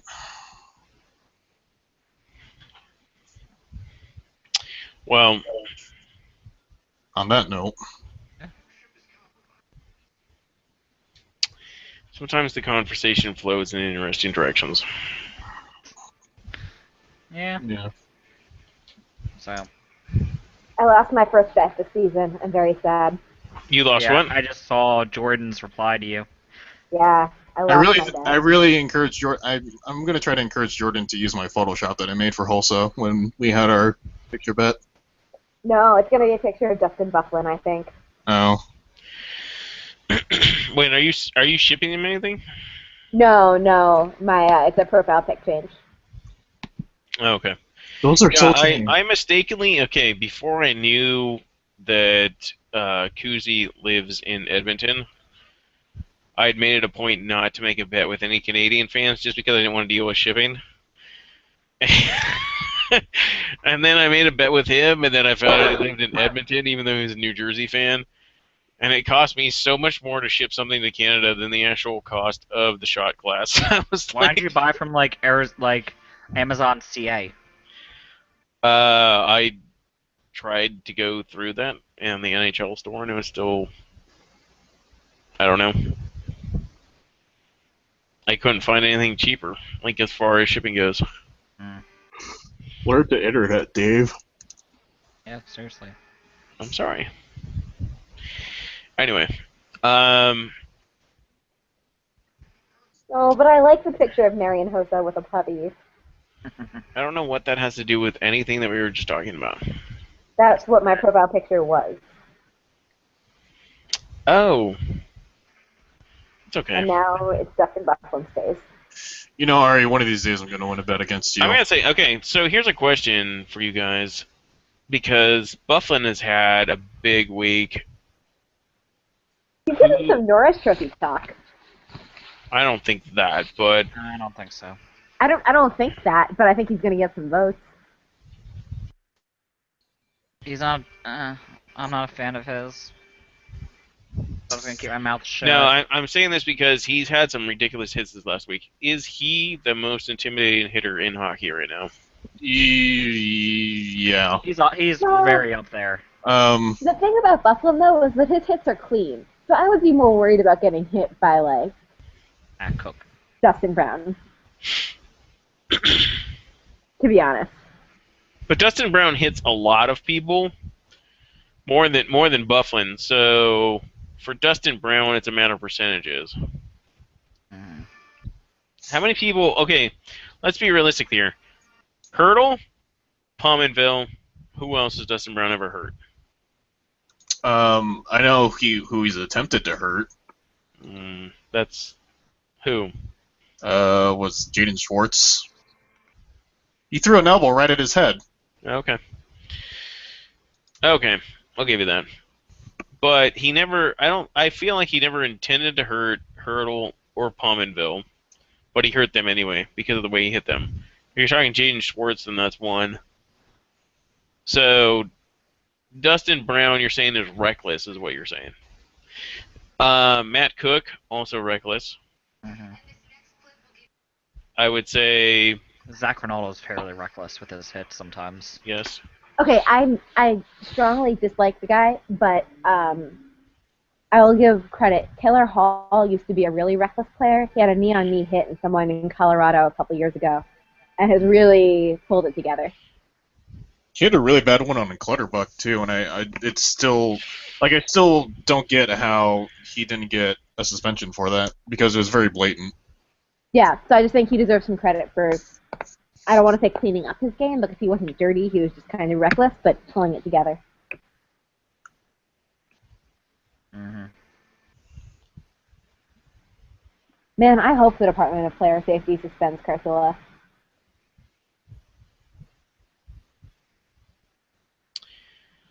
Well, Carcillo tonight had a blindside cross-check on Matthew Perreault tonight, which was pretty brutal. Didn't Dustin Brown, Pacebomb brought this up, didn't Dustin Brown hurt Roosevelt in the playoffs the other year? Oh, in the Western Conference Finals? Yeah.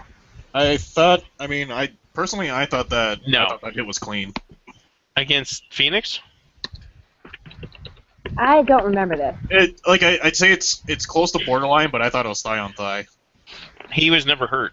He didn't actually get hurt. He left the game, but he was never actually hurt. It was like just a stinger or whatever. So, but yeah, Phoenix was bitter. Yeah, because Penner scored right after Yeah, Penner scored right after that happened. So and knocked him that out. ended the Western Conference Finals there. Yep. Also known as the last time I rooted for LA. Well, Phoenix had taken out Chicago that year. And they took out Marian Hossa. Is the bigger problem. Right. Rafi Torres hit. Never forgive, never forget. Oh, yes, Rafi Torres. You know, I still get a little offended that Steph refers to me as Rafi Torres. I'm still offended that he's in the You're National not Hockey even League. Hispanic. What's that? Say that again? Dave, say that again? I said you're not even Hispanic. I know, I'm Dutch. Exactly. I don't know if you guys talked about this, but who do you think the biggest name will be at the trade deadline? Who will be the biggest name traded? Personally, if they want to go, I think Shane Doan. Yeah. It is If his. He is getting close to retirement, so. that's if he wants to move. hmm I think he should move personally. Yeah, Um, I'd like to see him win a cup. What about Koivu from Minnesota? Do you think he'll want to leave to try to win a cup? He's not gonna move. Minnesota. no, he's not going to No, go. he's not going anywhere. Okay. I think Jerome McGinley might be on the block again. But will anybody want another year of him? Because he was not a rental. He still has another year on his contract. No, he has Another 2 years on his 2 contract. years. Yeah. Do you think someone's going to want to try to spend 2 years on someone as old as he is? Well, he's still. That's the thing. It's like he's old, but he doesn't. I haven't really paid attention to him lately. And it He might just hasn't be. stopped scoring though. Yeah. Oh, is he still scoring for them? hmm Okay, I didn't know he was still scoring. Yeah, so it's a little different with him. He's old, but he's still useful. Well, if he was still scoring, then people would probably want him. I think Joffrey Lupul might be. Really? If he can stay healthy enough the entire time. That's a problem. Man is made of glass, but he is a good hockey player. I think Jaromir Jagr will be. Yeah, Yager's going to Yeah. move. Where do you think all these players will go if they do get moved? Jagr's on the right wing. um,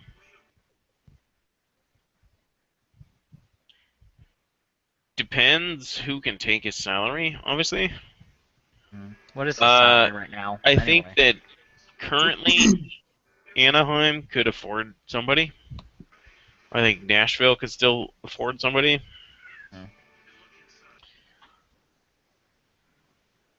I don't necessarily. I mean, Tampa Bay could still afford somebody. So there's a lot of people out there. I doubt Tampa Bay brings anyone in. Seriously doubt. Yasserman's created such a focus on youth and on developing the youth players that even if this year isn't their year, I don't think he wants to sort of interrupt that process. I mean, they still have a lot of very good prospects coming up for them, too. I know in the most recent rankings, they've had, what, I think they had 3 or 4, I think they had 3 on the list. Who's what's his name? Vasilevsky? Is that how you say it? Vasilevsky. Yeah, he's And Godlewski. Mm-hmm. And, yep. Yeah, still down there somewhere. They also have Ski. Yeah, for goaltending alone, I mean they have Wilcox too. Who's playing at the U right now, but we'll see if he actually does sign because he hasn't signed a contract yet. I don't know. Have any of you watched any of Jonathan Drouin's games? No. I Yes. haven't really. Yes, I have. I haven't watched a lot since November or so. Is he playing okay? Like, what's up with that? No, he's not. He's jumping up and down the lineup so much, from what I've And seen. in and out of the lineup. Yes, and the problem is, it's like, I don't know if it's a speed of the game or just he isn't comfortable with who he's playing with. It's hard to figure out because he dominated AHL, and right now he's on the 4th line in Tampa Bay, which to he's on me the 4th is line now? yes, and it's not anywhere you would want to see a player with his supposed skill be, which is why it's weird to me. Like if you're gonna put somebody stuck on a line, I would think at least third line. Like he seems like Just a like skilled player that should not be where he's at, even though Tampa Bay keeps winning, so maybe it's working. But at the same time, I feel like he's kind of trapped in a position where everybody on the top two lines are playing so well right now on that team that he can't break through. But at the same time, if he goes back to the AHL, he's not growing. So it's kind of a tough position to be in.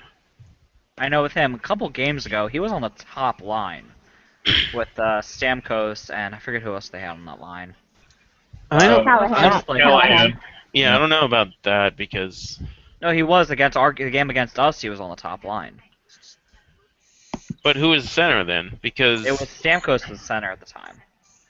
okay. Let me look up the game thread. I posted it, so. No, that's fine. Well, they also have more centers than they need. So they have Filppula, Johnson, Kilhorn, Boyle, Stamkos, and Druin can all play center. So it's like they have 6 centers, which is another problem. So he's kind of like filling in at wing right now when he doesn't. I don't know. Like I said, he's in a tough position right now because it's like they know he has the talent to play in the NHL, but they don't have a position for him on the top 6, which is where you would hope somebody with that kind of talent would eventually be. Mhm. Yeah, he was on a line with Stamkos and Kilhorn. Whatever that is. Yeah. It feels like their coach, I forget who the coach is at the moment. Cooper. Is it Cooper? Yeah. He just kind of bounces everyone around that lineup, it looks like. I don't think necessarily. He's a really good coach. Yeah, I mean, he's up for the Jack Adams. He's won. He's won literally at every level he's been at.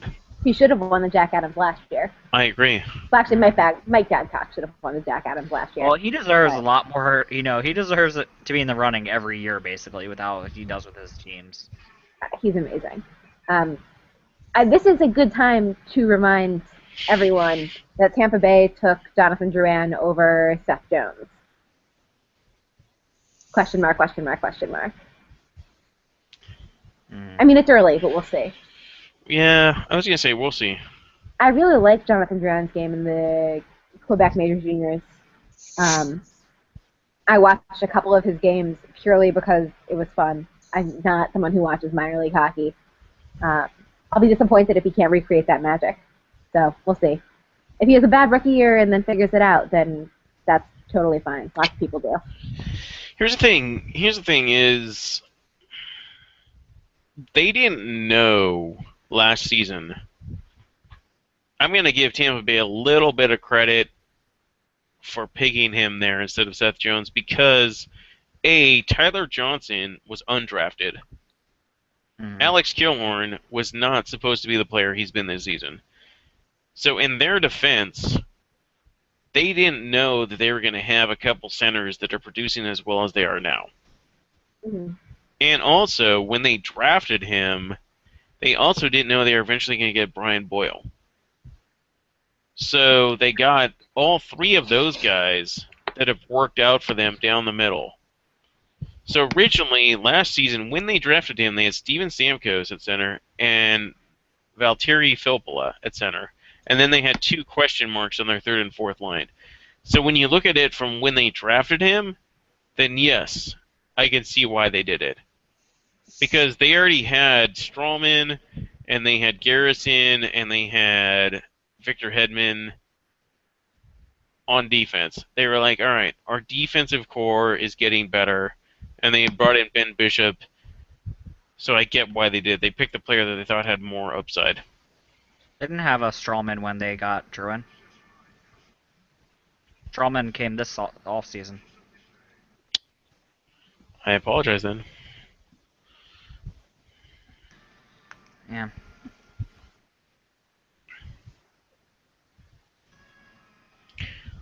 But yeah, so and once again, as is been proven throughout history, drafting defensemen super high is always risky. So.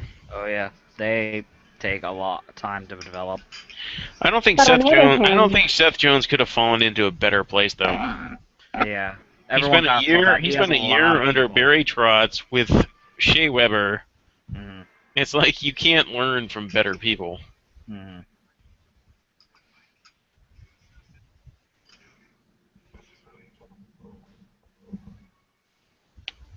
Anyway, Yeah. well, guys, we're about to sign off here in a few minutes because we're approaching 3 hours. I know the time has flown by. Yeah, I feel like I've only been here for like an hour. I know you have. I actually feel like the last time I looked at a clock, it was 10 p.m. So time really has flown by. That was about the time I showed up anyway, so. Oh wow, yeah, that is the last time I looked at a clock. Wow, how did it get? Okay, I blacked out after Tavo's goal. Sorry. I don't know what's happened since then. If I've said anything dumb, I apologize. Do you guys have any last questions or comments tonight? I'm not looking forward to shooting tomorrow. There was a question. How overrated is Mark Stahl, and how much do you think 5.7 per is overpaid for him? I think 5.7 per is overpaying for him, but I'm more worried about the no move clause. I think those are bad ideas. Mm-hmm. Agreed. They're given out to lower the cap hit. Yeah, but you know, you never know what's going to happen, and you put the team in a bad space with regards to the cap. Mm-hmm. I think, yeah, I agree. I don't necessarily know that he's worth that much, but at the same time, it's New York. Mm-hmm. And I don't think that there are that many better defensemen on the market right now. Mm-hmm. For what he does, he's not expected to be the number one guy. Mm-hmm. So if you feel you can afford it, I don't think it's that much. It might be $1 million more than what I would want to pay for him. Yeah. But at the same time, like I said, the defenseman market is kind of weak. hurting right now. You're going to overpay for somebody on defense. Mm-hmm. Daniel asked, what was your favorite childhood TV show? Rugrats. Scooby-Doo. Honestly, my favorite show as a kid was SportsCenter, but if I had to pick like a kid show,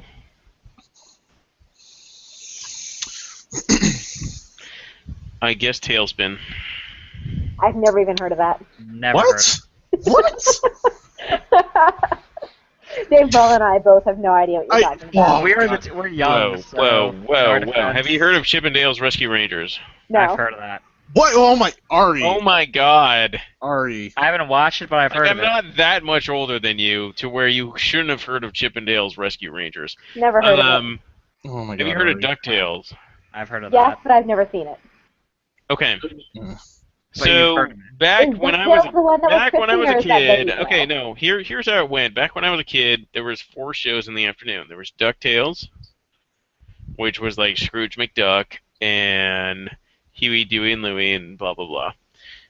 And there was Chippendale's Rescue Rangers, and there was Tailspin, which was with Baloo from Jungle Book, and like that in a modern day era where he was like, think of him as like a 1930s/40s pilot who was running cargo for places and shit. Anyway, What? he was. Guys, Okay. yeah, just after this, just look it up on YouTube. He was a pilot. Okay, so he flew a plane. Anyway, and then there was Darkwing Duck. And Oh there, god, there I was, love that. Oh, I love that show. there was like other cartoons like fit in there too, like Goof Troop or Gargoyles or other things like that. Gargoyles. Yeah. Like, oh my god, how have you Gotcha. never heard of Tailspin? Anyway, Ari, I feel like I Dave, feel like what I feel was good, your friend. favorite childhood TV show? Legends of the Hidden Temple. That was a great show. That was a good show. That show Everyone- makes me so angry. I would actually say that No, my see, second favorite kid show was Where in the World is Carmen Sandiego? mean Ari San Oh, Diego. you mean My Life Story? No, but Ari, it's interesting that you say that you got angry at it because I used to cry when I watched that show because I'd get so frustrated. I'd get so frustrated. Everyone got so frustrated. Yeah. There's 3 pieces to the monkey. How difficult is it? It's not even that. It's like the two teams that would move on. Like it was always the fucking Silver Snakes too. They get to the part where they have to answer questions, and It was the red ones and the silver ones almost every single time. yeah, little Timmy or little Susie would get super anxious on the question. He wouldn't even finish it. They'd answer, and it'd be like, "No, that's wrong. You have to." And I'm just like, just wait for the question. Do you guys remember the show Guts? Yes. No, I've never heard of it. Do you have it? Your trophy was just like this rock with like LEDs inside of it that was Yeah. flashing. The aggro crag. The aggro. Aggro Crag. I have no idea what you guys are talking about right It's now. basically it's like American Gladiators, but for kids, pretty much, but without the gladiators. You It might was, be you getting into basically that just went but I through a didn't- bunch of just a bunch of obstacle courses they had to go through, and Yeah. the top 3 teams at the end. No, there was 3 teams the whole entire time, and you got to climb this mountain and hit a bunch of buttons on the way up. Yeah. As the final thing. It was an international. Well, Global Guts was international. Yeah. But yeah, no, it was. I love watching that show with Mike O'Malley. Do you guys remember Figure It Out? Yep. Was that No. with Susan Summers or yeah. Summer Sanders. Yeah, Summer Are you Sanders? actually Sorry. making these shows up? No. Look Those are- up Figure It Out. It was awesome. Paul says blue barracudas for life. I agree with him. Blue barracudas were the way, or blue barracudas were the way to go. Yeah, no, definitely. What else was there? There's some. Pete and Pete did that. Might Oh be... my God, dude! You remember the time travel episode? Yes. Yes. I've never thank heard you. of that show either. That Oh one. my God. Pete and Pete was a little before my time, but it was still. I on remember when I was Nickelodeon. really young. It was on. You You were all that. Yep, I do remember that. Keenan and Kel. Yeah, Keenan and Kel. Yes. The Doug. Amanda Show. Doug. Oh, the Amanda Show. Bring in the dancing lobsters. There we go. Wow. Ari has one, everybody.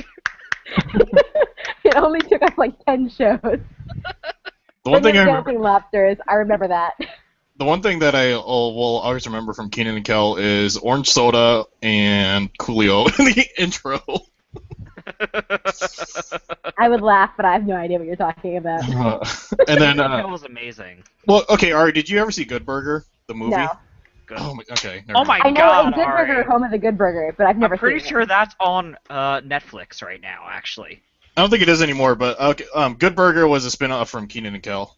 No, it was a spin-off from all that. Oh, that's okay. Yeah, never mind. I got that Do wrong. you remember Salute Your Shorts? it. No! That was just before my time. This must be made up. Hold on. It sounds super familiar. Let me look it up. That was just before my time. There's another show I wanted to say. Oh, just barely. What was the other one? Zoom. Did you guys ever watch that? It was an educational show. I don't No. remember Well, I sound like a big fucking nerd now. that. Ari, when were you born? 1992? You should have known all these. I'm a 91 kid. Oh, What? 90, Okay. 92 was like the year that Salute Your Shorts stopped airing. So Ari, what about Clarissa Explains It All? Did you watch that? Yes. I've heard of it, but I've never seen it. Oh my gosh. Mm. Okay, Ari, next time you come to Minnesota, we're having a kid marathon. No, none of these The appeal to Strange, me. the Strange World of Alex Mack. Do you guys remember that? Yep, I do No, remember never that heard one. of that. The girl has telekinetic powers, and this company's out to kill her. I It was watched, a kids show. you know Oh what's a god, great show? Totally Spies. Totally Spies. Yeah. Have any of you ever seen Totally Spies? It- I've heard of it. Yeah. The great thing about Totally Spies, well, there are two great things about Totally Spies. One is that there were 3 female characters who all had different personality strengths, and that was so rare. The second great thing is that the science in it is the most fucked up shit you'll ever see. So there's one famous moment where the redheaded one takes a laser out of her a lipstick laser, points it at a mirror, then points that mirror at another mirror. There's lasers going back and forth between the mirrors. Oh, okay. I've seen that GIF all the time on Reddit. It gets. And then points both mirrors at a door. Oh, speaking of which, that reminds me because the animation style, Captain Planet. I love Captain so Planet. bad. Earth, wind, fire, power. By the way, Paceform says that Dude Ranch fucking sucked balls. Dude Ranch. I And remember Dude Ranch. Keelan says that Salute Your Shorts was so good. Also, Wild and Crazy Kids. I remember Wild and Crazy Kids. Yes. Oh, do you guys remember Dare and Double Dare? And then Yeah. Oh, then there was also Triple Dare, I believe. Unless I I say know. that I remember a show, just assume that I don't remember the show. what was that horror one? Are You Afraid of the Dark? Goosebumps? Are You Afraid of the Dark? That was the scariest show as a kid. That show is still too spooky for me. That terrified the hell out of me. I have not seen that, obviously. So, Ari, basically, you're saying you got out a lot as a kid. Like, you had No, I read a lot of books. Oh, okay. Okay, so did you read Goosebumps then? I did read Goosebumps. They had a Goosebumps show, though. Oh, I do remember that, yeah, but it was very short-lived, if I remember right. Yeah, it was just a bunch of the books acted out, right? I believe. I remember there's one Goosebumps book where this kid gets shrunk, and on the cover, it's him in a peanut butter and jelly sandwich, and he's about to get eaten. I remember I could not I could not eat a peanut butter and jelly sandwich for the life of me. I was so scared. Those covers were pretty traumatic. Mm-hmm. Was that R.L. Stein? Yeah. Yeah. Yep. You know that he's sold more books than J.K. Rowling does. Oh, That a lot doesn't of the books came packaged in like those Scholastic Bookathon things that they had. I loved those. That's actually how I got introduced to Calvin and Hobbes from the Scholastic Book Fairs. Megan says that Are You Afraid of the Dark terrified me as a kid. Yeah. Are You Afraid of the Dark terrified everybody as a kid. It was not a show they should have put for kids. Basically, when you're a kid and you watch Are You Afraid of the Dark, there are two kinds of kids in this world: those that are scared of Are You Afraid of the Dark, and those that are liars. Dude, Ari has never heard of Rocco's Modern Life. Well, that show that show is barely a good show. Like some of the humor. I mean, he worked. He worked for like a phone sex operation. So yeah. Some of the jokes, or I'd say most of the jokes on there were pretty. Yeah. That's actually how a lot of shows were, though. A lot of the jokes were also adult rated. There's a lot of adult rated things just to make, parents be able to stand watching it. Another one of my favorites was Angry Beavers. Yeah. Oh yeah. No way that's a real show. Ari, I'm telling you, this is legitimately a real show. It was a show. It was Norm, and what was the other Beaver? Didn't it run with Ren and Stimpy? Yeah. Yeah. Did they? What? What do you mean? I don't know. Maybe not. The one thing that I remember from Ren and Stimpy is Happy Happy Joy Joy and Don't Pee on I Me. was not allowed to watch Ren and Stimpy. My mom only let me. Like I'd have to wake up at like 2 in the morning if I wanted to watch Ren and Stimpy. But the one episode that I've also never heard of this show. Oh my god. The characters were high. Yeah, it was a very weird show. But I remember there's a board game on Ren and Stimpy called Don't Pee on the Electric Fence.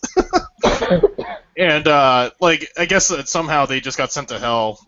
And the devil's right there, and like the closing line was, "So you peed on the electric fence, huh?" Yeah, that show was. Yeah.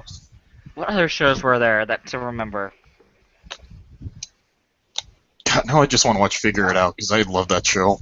It's all on YouTube. Do you know Colin Mockery was on that show? Yeah. What was the name of the show? Okay, this was a really terrible Nickelodeon show, but it was like a show where they would just play video games, and it was terrible video games though. Oh, that was a Chalk Zone. Chalk Zone, yeah, I remember that. I love Chalk Zone. Kablam. Oh, I remember Kablam. Yes. It was at LA Dave. That was a game show they had. Yeah. Oh, I know. I can see it. I know, and they played like terrible video games that like everybody was like, "Who even plays these games?" Anyway. There's another show I was thinking of, but I lost it. This is actually worse than everyone's favorite game. What movie has Ari not seen? Oh, I'm really good at that game too, Ari. I 100% guarantee you I've not seen movies. It's called Nick Arcade. Well, I have 10 years on you, so it's cool. But like when I was your age, like everybody would be like, "Have you seen this?" I'm like, "No." It was called Nick Arcade. Nick Arcade, yes. That's what it was. Thank you. Yep. Yeah, I don't really watch a lot of movies. I don't actually own a single movie. Like, I don't own a single DVD. I don't rewatch movies ever. 2 DVDs. 10 I own a points to bunch. whoever can guess the 2 DVDs I own. Which ones? You gotta I own, guess. yeah, guess. I have a feeling it's something to do with Paul Korea, one of them. I do not own Mighty Ducks 3. I'm gonna go with I wish I did. Miracle and Goon. Nope, wrong on both. Okay, I have no idea. I have no idea. Although one I in should Disney. own The Miracle. the 2 Chicago Blackhawks championship DVDs. No, that's a good guess. I feel like one of them's a Disney movie, isn't it? I don't think either of them are Disney movies. Give us a hint. Give us a hint.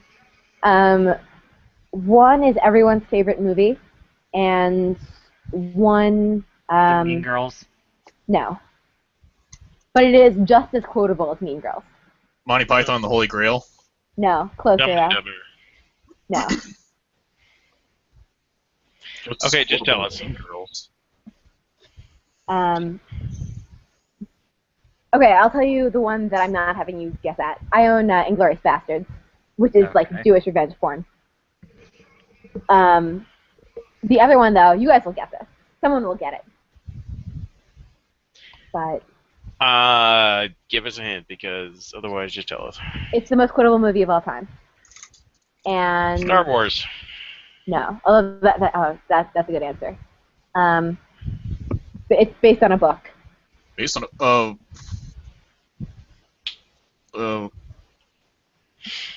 I'm gonna go with the 10 Commandments because everybody knows the Bible. I don't know.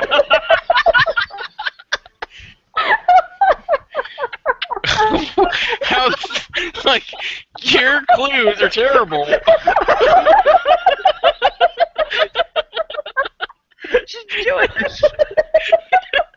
The Jews believe in the 10 Commandments, Dave. Do they? Old Testament. We do. That is we Old do. Testament, isn't it? That is the Old Testament, isn't it? I don't know. Alright. I don't know. Ari, when was it made in the 90s or Maybe in the 80s. 80s? 80s. It's based on a book. Dude, just tell us. No, don't tell me. No, I want to figure I'm this gonna let out. you guys guess. Yeah. Keelan guessed Airplane, which is a great guess, but that's not right. That's Oh. based on a book. Yeah. I think he guessed that before. Based on a book. I mean, you might not have ever read the book, but it is Miss based on a book. Doubtfire. No. No, it's 90s. Yeah, it was a 90s movie. Oh, that was the year the book came out. It was 87. Okay. The Goonies. No. When Harry Met Sally.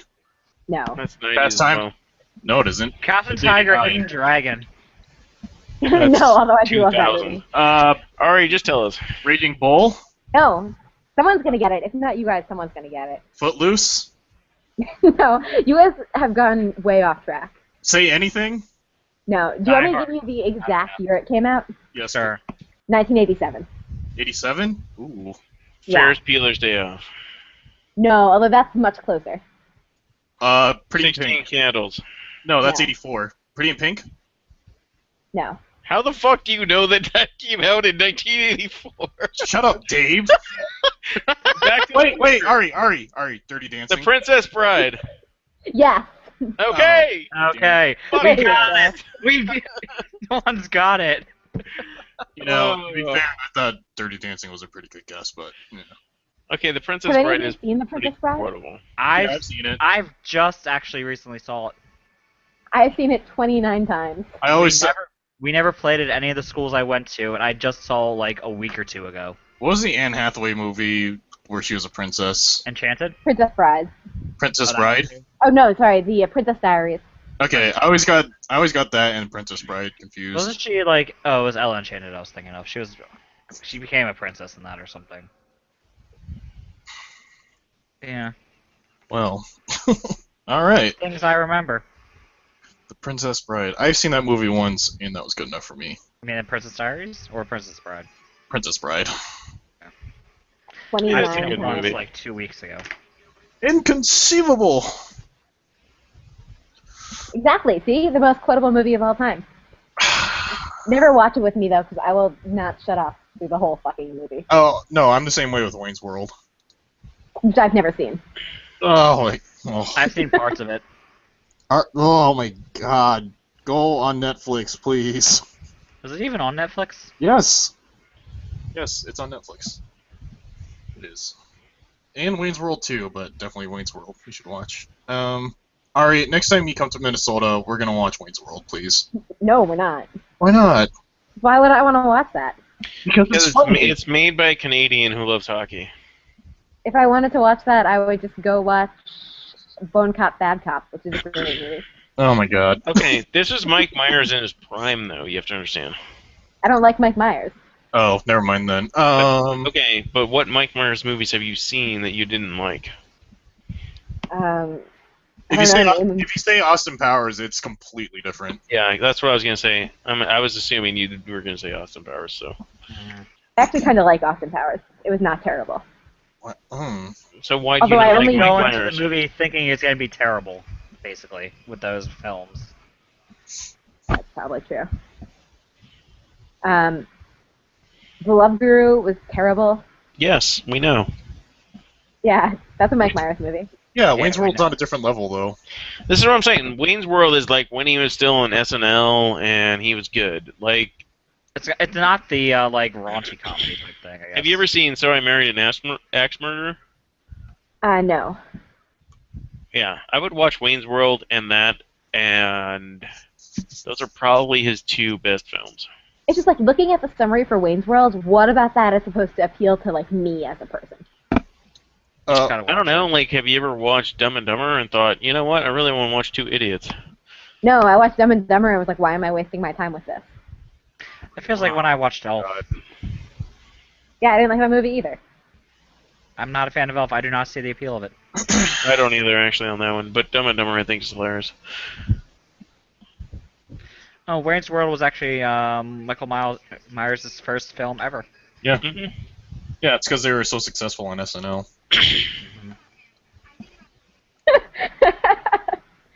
Terry and Maria are guessing what my job is on Twitter, and Terry just said, as far as I can tell, Ari's job is to fly to a new city, say I'm here, and then go somewhere else. I mean, that is pretty accurate. Not overly far off. Yeah. Man, I wish you guys knew my sister. She's even worse than I am. She's in Puerto Rico right now. Wasn't she in, like, Australia or something?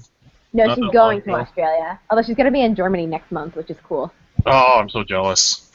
I know, she's going to be in Germany and then Italy and then London. She's just like, yeah, it's for work. I was like, "That's good Oh, for you." London. London's okay. But, yeah, no, I know. It's only going to get worse this summer. Just wait. With many... Do I start keeping a map? You should keep a map. Michael Myers is in Mystery Alaska? Yeah, he was basically the Don Cherry spinoff in Mystery Alaska. I didn't I've know never that. seen Mystery Alaska. His It's a really good film. his character was based on Don Cherry in that movie. Mystery Alaska, the actual hockey parts are pretty good. Like the other stuff, I can kind of do without, but it's Yeah. just there for the I story. mean, it has Russell Crowe in it. Yeah. Yeah. No, he does a good job in it.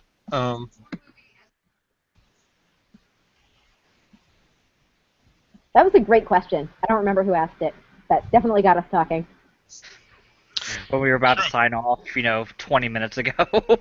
Yeah. I think it was important for you guys to recognize that my childhood was kind of messed up. Well, mine was too. It's cool. God, they're making a Shrek 5. I think we've all learned something about me today. Yeah. That you're Well- terrible on TV. Don't worry, Ari, because I can't hate you any more than I hate you now. You know, that's kind of reassuring, actually. Don't worry, I say, Ari, I say these things out of love. Well, when people talk about how comforting, like, unconditional love is, I don't really believe in unconditional love. So, like, unconditional hate is actually, like, a pretty comforting idea. Oh, well, I No got matter you what covered. they do, they're gonna hate you. Yeah. See? You know, like, Because haters gonna hate. Yeah, see, Yeah. Ari, I got you covered, homegirl. Oh, Megan makes a good point. Wayne's World is about two Blackhawks fans. Ooh. Game on! yeah. True. Yeah. It's sucking my will to live. God, I just want to watch the movie now, and I have to get to bed. I don't even own a gun, let alone many guns. No. A, A whole gun gun. rack. You guys are quoting things I don't understand. Yeah, I've got no idea what's going on. I know they're quoting the movie, but Why is it when a man kills another man in war, it's called heroic? Yet when he does it in the heat of passion, it's called murder. Alright, well, if you have to go to bed, that's pretty lame. Well, Dave, I have to get up at 6:30 tomorrow so I can get to the lake. I was about to say rink, but that would have been redundant because it's many rinks.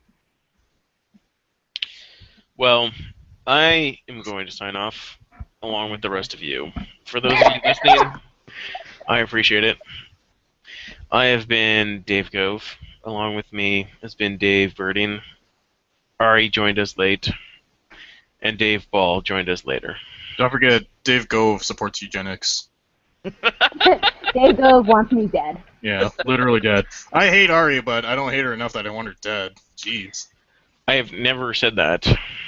But I am curious about eugenics. But here's the thing. Okay, we're gonna get off on a tangent. Anyway, no, we're not. I'm gonna go off. By the But way, all right. I don't think Patrick is listening to this, but Patrick may listen to this in the future, and I just want you to say, suck it, Patrick, I am destroying you at fantasy hockey. So, that's my sign-off for tonight. is that Patrick Day? Yeah, Okay. destroying you. And my goalie is Rob Zepp. So you know what? This is a pretty impressive accomplishment. You should change your team name to something about Zeb. I really should. I'm sorry about that background noise. Dave Ball. Anything? Yep. Any last words?